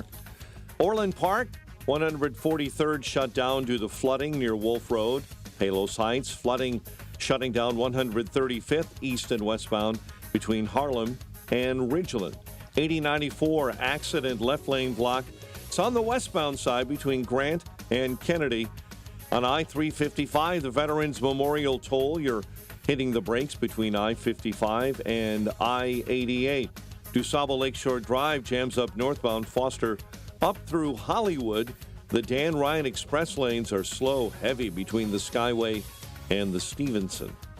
Chicago's Morning Answer with Dan and Amy continues next. Your official Chicagoland weather forecast with Steve Williams. Today, mostly sunny, terrific afternoon. High today, 74. Partly cloudy, warm. Shower and spots late tonight, low 62. Partly sunny, warmer tomorrow, the high 78. Clouds and scattered thunderstorms on Thursday, high Thursday, 79. I'm Steve Williams on AM 560, The Answer. In our ReviveYourLawn.com weather center, don't DIY, RYL, Revive Your Lawn at ReviveYourLawn.com. 50 at O'Hare, 51 Midway. Right now, 53 along the lakefront. And your next news update is at 8:30. Chicago's Morning Answer continues next on AM 560, The Answer.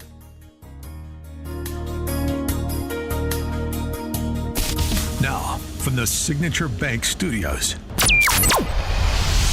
this is Chicago's Morning Answer with Dan Proft and Amy Jacobson on AM 560, The Answer.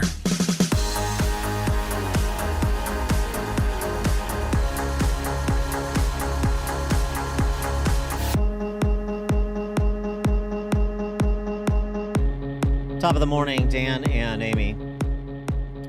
The DNC has been doing focus groups to figure out why people don't like Kamala Harris.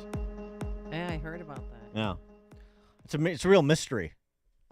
Just can't quite put their finger on it. One of the things that came from the focus groups, this I'm sure will come as a surprise to our listeners, that unlike me, there are people who do not find Kamala Harris's laugh particularly infectious and delightful.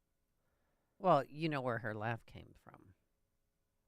Her dear mom, okay? She laughs like her mom. Sometimes it's genetic. Sometimes you can't control it, but it's genuine, Dan, because she said so. She explained on none other than the Drew Barrymore show the genesis of her laugh and how she embraces her laugh.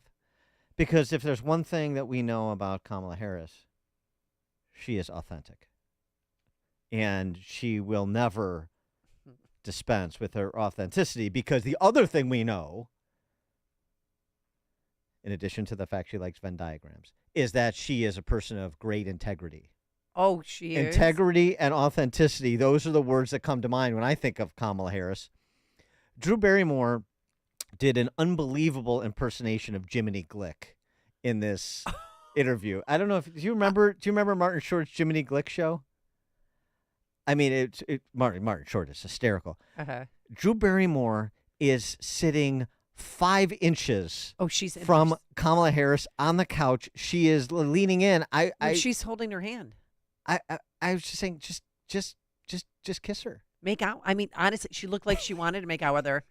Or then maybe jump on her lap and start breastfeeding. You got to listen. I thought that was coming next. I mean, it's great to you got to see it too. I'll tweet it out, but just listen to the cadence of Drew Barrymore. It really is. I thought she was doing a bit like a Stuart Smalley or a Jiminy Glick bit, but she's not.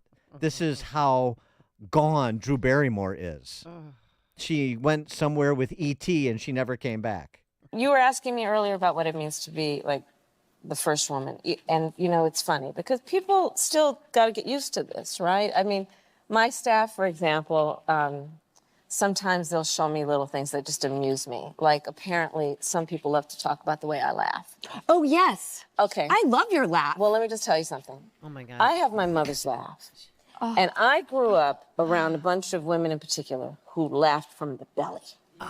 They laughed. They would sit around the kitchen and drinking their coffee, telling big stories with big laughs. Unzip their pants. I'm never going to be. That's just. No. I'm not that person. And I think it's really important for us to remind each other and our younger ones, don't be confined to other people's perception about what this looks like and how you should act in order to be, right? It's really important. It's important. Yeah. I love that message. I love her to pieces. And literally, she's like so close to her lips. She's just holding her hand and she's all in, and she's got one leg up on the couch. She doesn't care about the audience. She wants Kamala. Oh, yeah. Well, it went, obviously, that brought down the house, okay? Uh-huh. And then it was time for Drew Barrymore to provide some profundity of her own. Where we are in this country right now, I think Drew Barrymore really captures it. Okay. Where we are and what we need. I keep thinking in my head that we all need a mom. I've been thinking that we really all need a tremendous hug in the world right now. Yeah. But in our country, we need you to be Mamala of the country. Yes!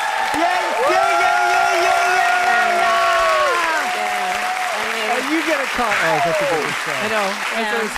Check over your seats. And as a woman who respects so much and wants to share and wants to be confident and has no ounce of me Don't that has you do it, Drew. competitiveness. Yeah. When we lift each other up, we all rise. That's exactly Exactly. We rise. We're here for each other. Women love each other. Support each other. That's right. However, we need a great protector. Yeah. Kamala, will you be my Mamala? My great protector? Drew, don't do that. You're gonna make me cry. Don't do that. Big hug right now. You, Drew Barrymore, every time. 312-642-5600, turnkey.pro answer line. Our text line is 64636. Type in DA, then a quick comment. I'm guilty. I've watched her show a few times. Yes, I have. Sometimes by accident, sometimes on purpose. I have never, ever seen her act that way with a guest. Oh, come on. No, come on. It's all the same pap. I mean, the whole. I am not competitive. I don't compete. I collaborate. We are in the business of lifting people up, right, ladies? Ladies. Well, she might have mommy issues because she did cut her mom out of her life when she was 14 years old. Emancipation from her parents. Severing ties with her mom. You know, we had the worst pain said she's ever known. We had Ron Johnson on the show, and he's like, the polls and the left is a little nervous about the polls that showing Trump up and the swing states up, expanding his lead nationally. But he's like, I'm not taking much from that. I wouldn't be too confident. Just when you are thinking about being confident about what's going to happen in November, watch the Drew Barrymore show. Because it'll remind you to take absolutely nothing for granted.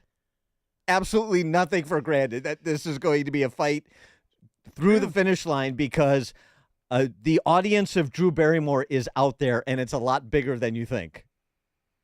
Holy God. We also learned from that interview that her favorite dipping sauce is barbecue sauce and some juicy tidbits about her dating life before she was married to Mr. What's his name? The second Doug dude. Emhoff. Doug Emhoff. Yeah. Right. Who, by the way, I don't know if you heard, he's helping out at Columbia University because he's the Jewish liaison between the White House. I don't know if you've heard, but he's smooth down there.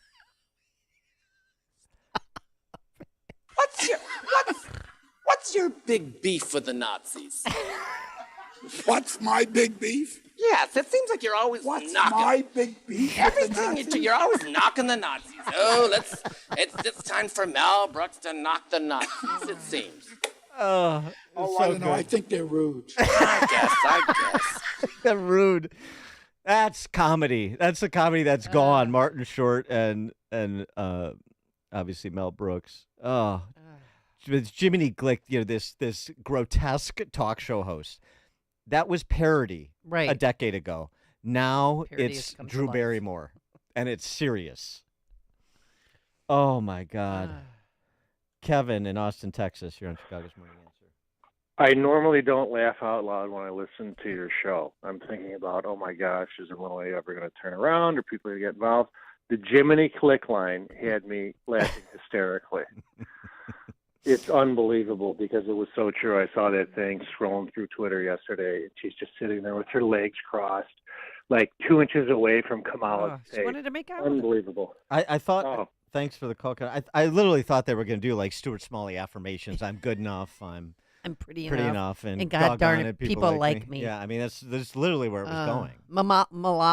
Mamalacare, Mamalamnomics. Oh, yeah. People are texting it. Mamalacare. Mamalacare. Mamalanomics. Yeah. Dan and Amy, this reminds me of the scene from Boogie Nights when a cracked out Heather Graham asks a cracked out Juliana Moore to be her mom. It's not bad. That's a pretty good reference. It's not bad. Andy in Dallas, Texas. The infantilization of about half this country seems to be complete. If we ever do come to a hot civil war, the side that wants this country to regain its sanity is going to have to be okay with shooting adult babies, because these people are it's beyond comprehension what children and just immature idiots they are. I just can't. It's almost comical, but it's pretty sad too. Thanks for the call, Andy. We have rooms for adult babies now, literally Right. places adult babies can go to be babies. Right. To sit in high chairs and have some food and to be changed on a diaper table. Yes. That place did close in Mount Prospect, but there's others. So what Andy's talking about, the infantilization.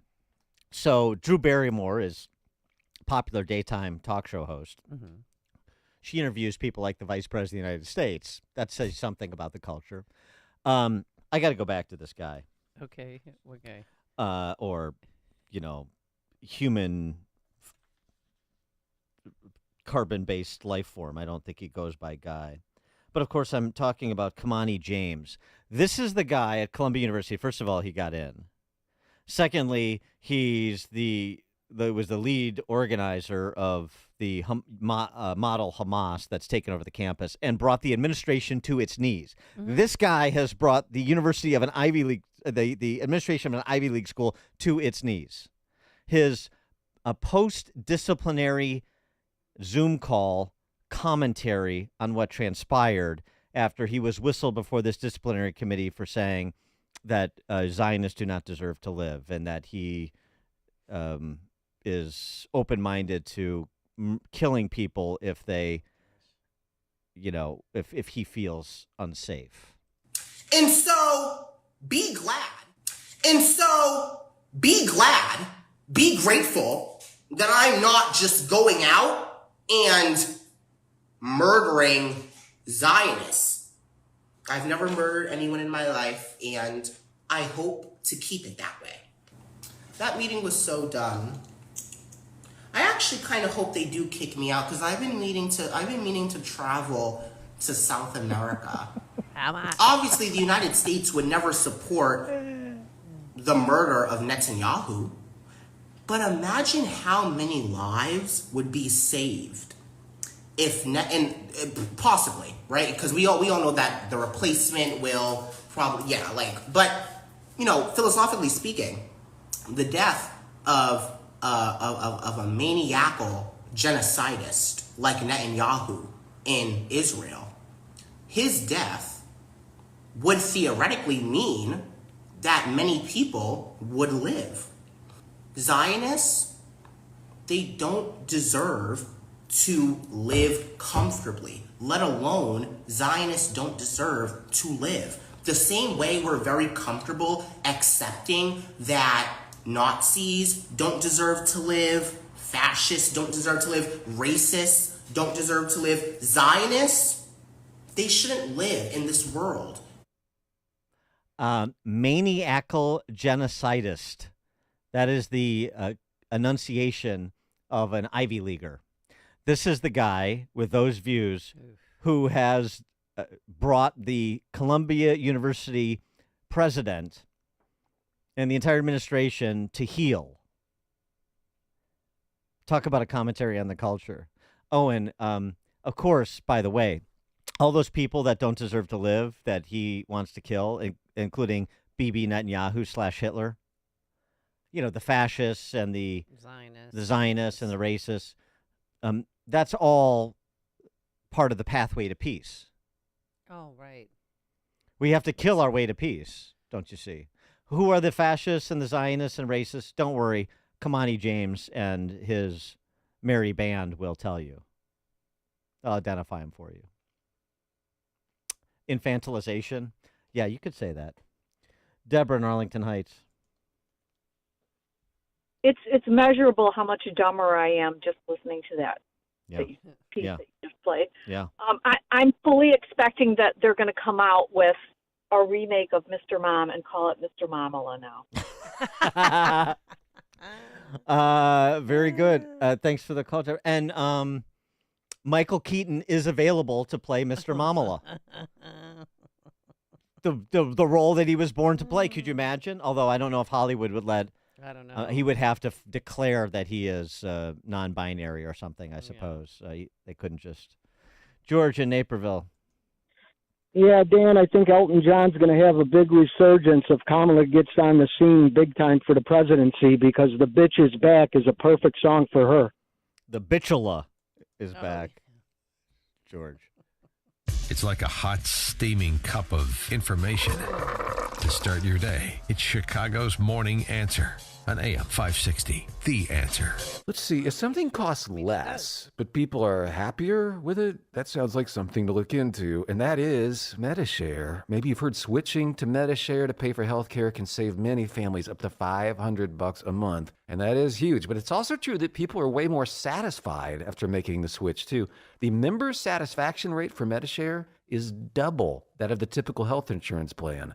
Double. MediShare works, too. It's been around for 30 years. Members have shared more than $5 billion of each other's bills. People love having telehealth and a huge nationwide PPO network. So, yeah, really, you can save a ton and like it better. Imagine being happy with how you're taking care of your health care. So if you're self-employed or part of the gig economy, or you just want a plan you're happy with, you can call right now. You'll get a price within 2 minutes. So see what you can save. This is a very, very smart use of 2 minutes. Here's the number you need. Call 844-43-BIBLE. That's 844-43-BIBLE. 844-43-BIBLE. From breaking news and weather across the country to insight from the brightest minds in conservative opinion, it's Salem News Channel. Home to the biggest shows on TV, like Sebastian Gorka, weekdays at 3 p.m. Eastern, followed by Stacey Washington at 5. Join SNC, where facts are sacred, critical thinking is celebrated, and the pursuit of truth is unwavering. Watch Salem News Channel free now on Zumo Play. Learn more at snc.tv/Zumo. Think identity theft won't happen to you? Think again. There's a new victim every 3 seconds in the U.S., over 15 million this year alone, and many don't even know they're victims. LifeLock alerts you to identity threats you could miss even when you monitor your credit. If your identity's stolen, a dedicated U.S.-based restoration specialist will work to fix it. No one can prevent all identity theft, but everyone can save up to 25% their first year with my name, Clay, as the promo code at LifeLock.com. Hi, I'm Martha Stewart.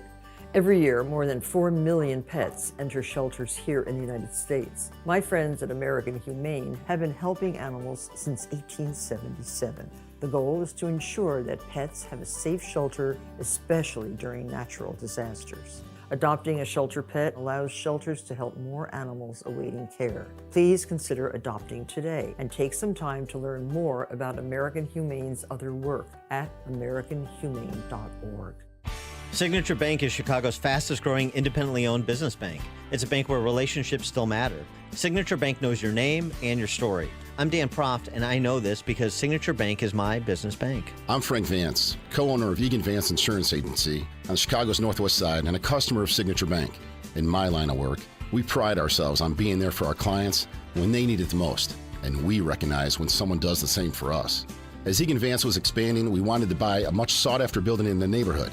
We couldn't waste any time. I called Signature Bank, and that was all it took. I didn't have to talk to multiple people in siloed departments with multiple forms to fill out. One call did it all. As the one who was always looking out for my clients, it was a great change to know that my bank, Signature Bank, was looking out for me. Signature Bank is looking for their next success story. To learn more about turning your business vision into reality, visit signaturebank.bank. Signature Bank, helping local businesses succeed. Member FDIC, Equal Housing Lender. AM 560, The Answer. Hey, did you catch the Fani Willis debate? Fani Willis, the Fulton County prosecutor, she's up for re-election. She's got a primary challenger, a Democrat named Christian Y. Smith, and they had their first debate sponsored by the Atlanta Press Club, and it went like this. Let's meet the candidates. Christian Y. Smith is an author and attorney. Fani Willis has served as Fulton County District Attorney since 2021. Ms. Willis declined to participate in the debate and is represented by an empty podium.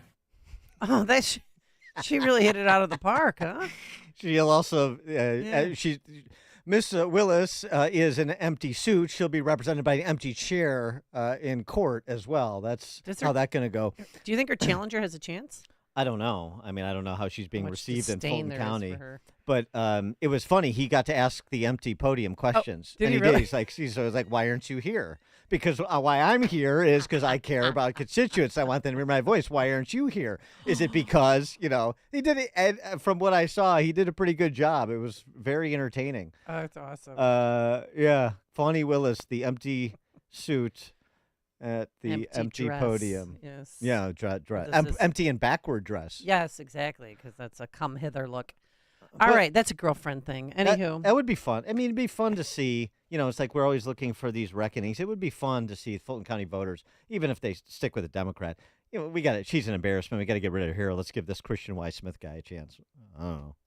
We'll see. Coming up on Chicago's Morning Answer. Our friend and best-selling author Lionel Shriver joins us to talk about how living a risk-free life is not worth living. Message for all you safetyists. 8:38. But now let's head into the newsroom. Here's Mike Scott.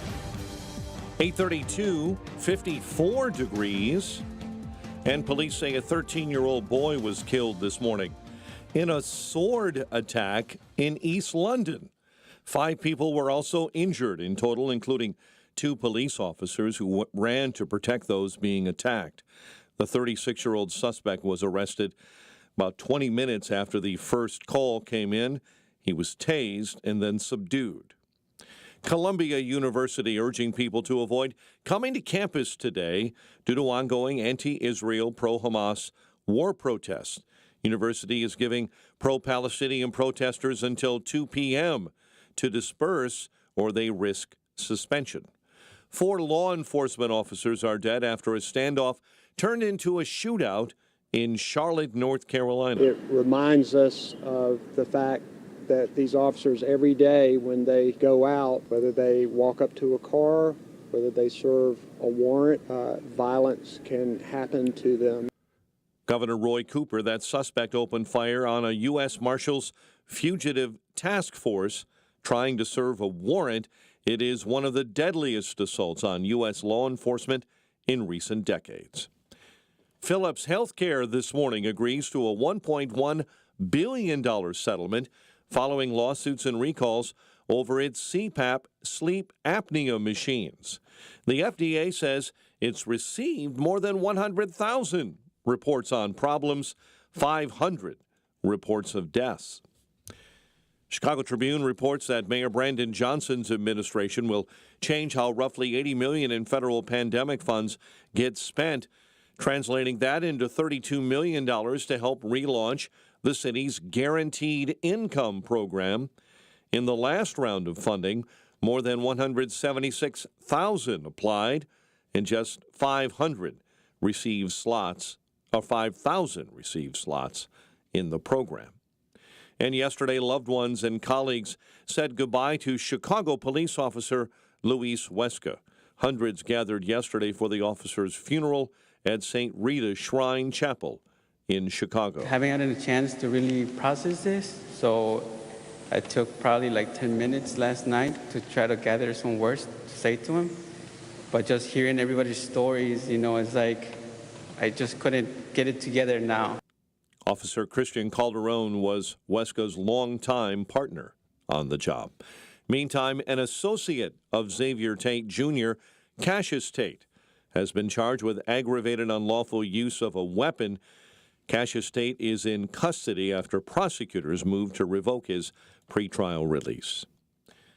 Cubs took their series opener with the Mets, a come-from-behind 3-1 win thanks to a long Christopher Morel home run. White Sox had their 3-game win streak snapped with a 3-2 loss to Minnesota. The news, a service of ReviveYourLawn.com. Don't DIY, RYL, Revive Your Lawn, with the landscape and design experts. Outdoor patios, kitchens, softscapes, lighting, and more. Get an instant online estimate today at ReviveYourLawn.com. A check of traffic and weather on the way next on AM 560. Brandon Tatum can see the trick. Joe Biden wrote on X complaining about the disparity in earnings between male and female, and he's being disingenuous. These people on the left, these Democrats, are pushing an agenda that's not rooted in facts and reality. They're trying to do their best with abortion, wage gap, and all this other stuff to turn out female voters to vote for them. The Officer Tatum Show, weeknights at 8, right before Sean Hannity at 10 on AM 560. The Answer. Oh, the signs of spring are upon us. Birds are singing, crocuses are popping up, and your concrete is sinking. Permaseal can help with that. I'm Roy Spencer with Permaseal. As you start your spring cleaning, you'll likely see some cracked or sunken concrete, a sidewalk, stoop, driveway, or your patio. These problems will only get worse with time, but there is an easy solution. Our poly-level system can raise and level concrete quickly and effectively, putting an end to eyesores and dangerous trip hazards. Call today for a free estimate, 800-421-SEAL. Poly-level is the quickest, least expensive, and most durable system to repair your sunken concrete problems. Don't live with a problem that will only get worse. Permaseal has been making Chicagoland and Northwest Indiana homes healthier and more valuable for over 45 years. Call today to receive 10% off or up to 18 months no-interest financing. Don't replace it, raise it. Call 800-421-7325 or visit permaseal.net. Would you go to court without a lawyer when the other guy is lawyered up? Or are you going to go it alone and learn law and procedure as you go? When you have an insurance claim for your home or business, it's the same thing. This is Dan Lights from Crosscom. We inspect your property, file your claim, negotiate the damages, and maximize your settlement with your insurance company. Insurance companies will send out their inspectors that work for them, get paid by them, and represent them. Not you. If we complete the repairs approved by your insurance company, our service is free. Crosscom Public Adjusters has turned denied claims into approved claims. We've also increased insurance claims anywhere from 23 to 1,000%, and we could do the same for you. We are licensed by the Department of Insurance and work in Illinois, Northwest Indiana, and Southern Wisconsin. Crosscom Public Adjusters, 630-871-5500. Online at crosscominc.com. That's crosscominc.com. Crosscom. Building trust for over 20 years. Balance of Nature supplements, changing the world one life at a time. My name is Dr. Zhang. I'm a doctor of podiatric medicine. My name is Todd. I'm a paramedic firefighter. I've been on the job for 28 years. My name is Dr. Peter Munda. I'm a chiropractor in New York, Long Island. I've been taking Balance of Nature for 23 years. I love Balance of Nature, and this is definitely a product that I would recommend to other people, and I'll never stop taking it. How many 70-year-old pitchers you know? As far as Balance of Nature goes, I'll keep taking this stuff until the day I die, you know? I'm almost 55 years old, and because I have so much vitality, I can really enjoy the great outdoors. Our bodies are kind of like machines. If you do not give the machine the proper nutrition, it's not going to work very well. Simple as that. Go to balanceofnature.com and get 35% off plus $10 off any additional sets as a preferred customer by using discount code CHICAGO.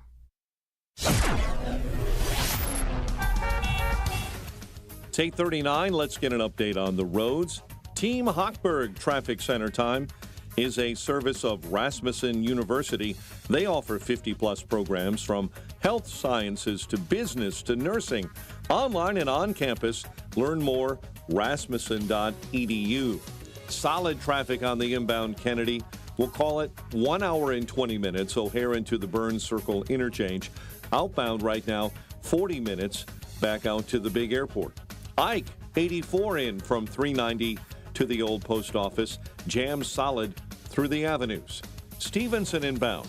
Accident right shoulder northbound just after the Veterans Memorial Toll. Chicago's Morning Answer with Dan and Amy continues next. Your official Chicagoland weather forecast. In our ReviveYourLawn.com weather center, sunny and nice. High 74 today. Sunny and 54 right now. Next news at 9. Chicago's Morning Answer continues next on AM 560. The Answer. Now, from the Signature Bank Studios. Only the biggest stories, only the biggest guests, and only the biggest opinions. This is AM 560, The Answer.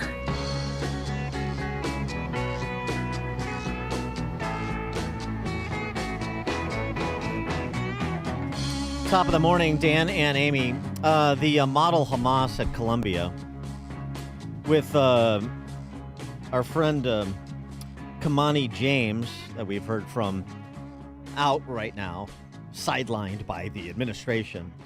And the negotiations breaking down. We heard from another representative of the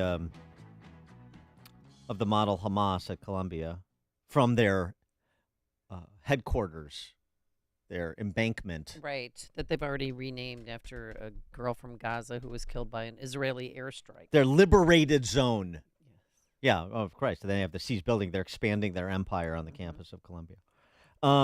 Here's what this dude said, sending a message to the appeasers in the administrative offices that they are not impressed with the scare tactics. These repulsive scare tactics mean nothing compared to the deaths of over 34,000 Palestinians. We will not move until Columbia meets our demands or they are moved by force. Columbia's threat to mass suspend, evict, or possibly expel students with only a few hours' notice violates university rules. Faculty in the University Senate who rejected Columbia's plan because it is illegal, were informed that rules of university conduct will not be applied in this instance because the university has declared a state of emergency to manufacture consent for mass suspensions and evictions. Protesters have been entirely peaceful, and the university has previously agreed that it has no grounds to call in the NYPD. This is not stopping Columbia from illegally declaring a state of emergency, which requires Columbia to falsely identify nonviolent protesters as a clear and present danger. Columbia's threats, distributed through flyers, are reminiscent of the flyers the Israeli army launches from the sky to Gazans. Today's threats come after days of fruitless negotiations in which the university refused to seriously consider our demands for divestment, financial transparency, and amnesty for students and faculty disciplined in the movement for Palestinian liberation. And the genocide at Columbia. And the genocide. They think these kids feel entitled? Oh, Ooh, boy. What have we created? They are under assault from an illegal war that the Columbia administration has declared on these students. This is good stuff. I mean, if it wasn't a representation of something so ugly and serious, but these temper tantrums, high-minded as they effort to be, are morbidly entertaining to me. I don't know. For more on this, we're pleased to be joined by a Columbia University grad. Uh-oh, how's he feeling today? How's she feeling? I'm sorry. I don't know. I don't know if maybe she can intercede and be part of the peace brokering process. Lionel Shriver is a contributor to The Spectator and best-selling author of We Need to Talk About Kevin and the recently released Mania. And she joins us now. Lionel, thanks for joining us again. Appreciate it. Always nice to talk to you. Has Columbia reached out to you to intercede on behalf of peace on the campus? Funnily enough, No. Yes. As a matter of fact, Colombia has never acknowledged my existence or capitalized on the fact that I am one of their alumna. I don't think that I don't think they're especially proud of me. Well, yeah, you're a colonizer, right? Is that the problem? You're one of those yes, colonizers that the kids are and talking and a about? white supremacist. Of course. And a racist Yeah, of and course. all that boring shit. What's your review of all of this goings on college campuses starting at Columbia? Well, it inevitably reminds me of the whole 1968-69 ruckus, in which I did not play a part. I was only 11 years old in 1968, and therefore also didn't then have the intellectual acumen to perceive how utterly pointless these demonstrations are. But in my hoary old age, it's pretty obvious that these protests are elaborately misdirected. I mean, Columbia University does not have any ability to affect the war in Gaza. Right. No one in Gaza, no one in Israel gives a toss what Columbia students think of what's happening. And they're not going to have an effect on the Biden administration, especially either, whose effect on reality is also tangential. So it's a little painful. I mean, it's an act of hubris and vanity to imagine that all this posturing makes any difference to the real world. Well, you know who's happy about it is Hamas. I mean, they think that this is great. Of course. And, I think, however comical it is for organizations like Lesbians for Palestine. Right. They just the far left in the U.S. is just as undemocratic and vicious as the people in Hamas, and in some ways they're the same kind of extremists. And it seems at first that these are strange bedfellows, but in actual fact, it's a natural embrace. Well, right. And there's sort of a mania to this as well, as you see, it happened on a few campuses. Then, of course, that everybody else who's similarly disposed on campuses across the Western world wants to get in on the program. And you gave a good interview to Brendan O'Neill, our friend Brendan O'Neill at Spiked on his podcast. And I enjoyed your observation. We've talked a little bit about it before as well, but on manias, obviously we went through a mania with COVID. This is a sort of mania as well. It is when some of these people are talked to and they demonstrate their just rank ignorance about what they're protesting, who they're protesting, what they understand about the conflict, what they understand just generally about the world. So there's definitely a maniacal element to it. And I just wanted to sort of get your sort of restatement of how you see manias proceeding and how this one probably will. Well, I'd have to agree that I would classify this Palestinian eruption across the United States especially, but it's also in other Western countries, especially the Anglosphere. I would characterize it as yet another mania.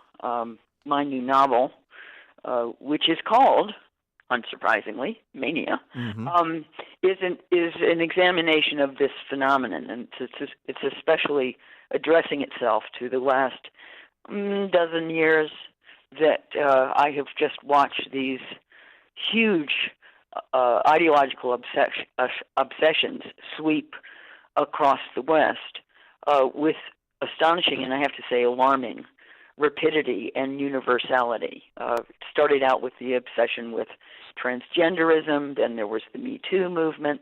The COVID spread like potato blight across the planet. The Black Lives Matter movement, and I would also say that at this point the climate alarmism also has all the characteristics. And it's you know that you're in the midst of a mania when everyone is saying the same thing. Everyone thinks the same thing, and it is not permitted to differ. And that was the case with each of these consuming, what we're upset about now things. And I think what strikes me as transparently pathetic about the whole Palestinian thing is that it was the immediacy with which the left just got the message that despite the fact that October 7th in Israel was one of the most grotesque and morally disgusting events in recent history, which you would think that just any normal, decent person would find revolting. But, within a couple of days, the left had pivoted from any sympathy with Israel, and this was before there was any retaliation on Israel's part militarily, we're pro-Palestinian. We're all for Hamas. And you actually had people on the left defending or by turns denying that October 7th even happened. And I find this kind of groupthink horrifying. It's actually, that's not really the right word, because groupthink has the word think in it. It's completely unthinking conformism. And so, of course, they don't know what they're talking about. They've just got the memo. This is what you're supposed to be upset about now. And they operate almost as a single organism. And from any distance, it's like, what is this? This is not like individual, independent human beings. This is just a mob. And that's the way the left works now. And it's as if they're taking directions from some hidden force. You can blame social media if you like. That is clearly one of the main vectors of spreading what we're supposed to be upset about now. But and that's one of the explanations for why these manias spread internationally so quickly. But I wouldn't let these people off the hook just because they're on social media. It doesn't mean that you don't have the responsibility to think for yourself. Right. I'm just surprised that there isn't more mania fatigue. You just mentioned you're careening from one to the other, and you mentioned a half dozen that all qualify.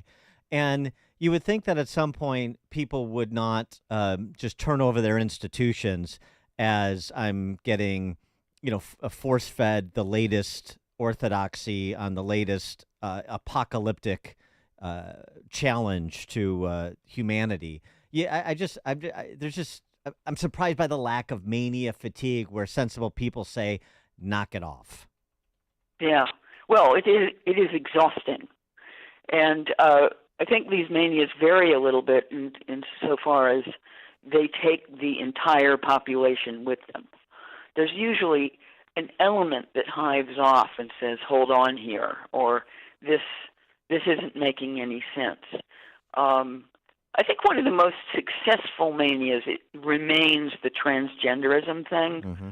That because we all got the message mysteriously, and I don't quite understand how this was communicated, that if we're uncomfortable with celebrating, pretending to change sex, we'd better keep our mouths shut. And for the most part, we did. And to my personal shame, it must have been a good 3 or 4 years into that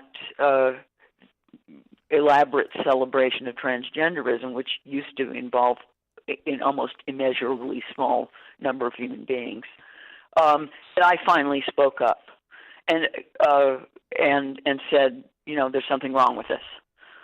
I had very little company at that time.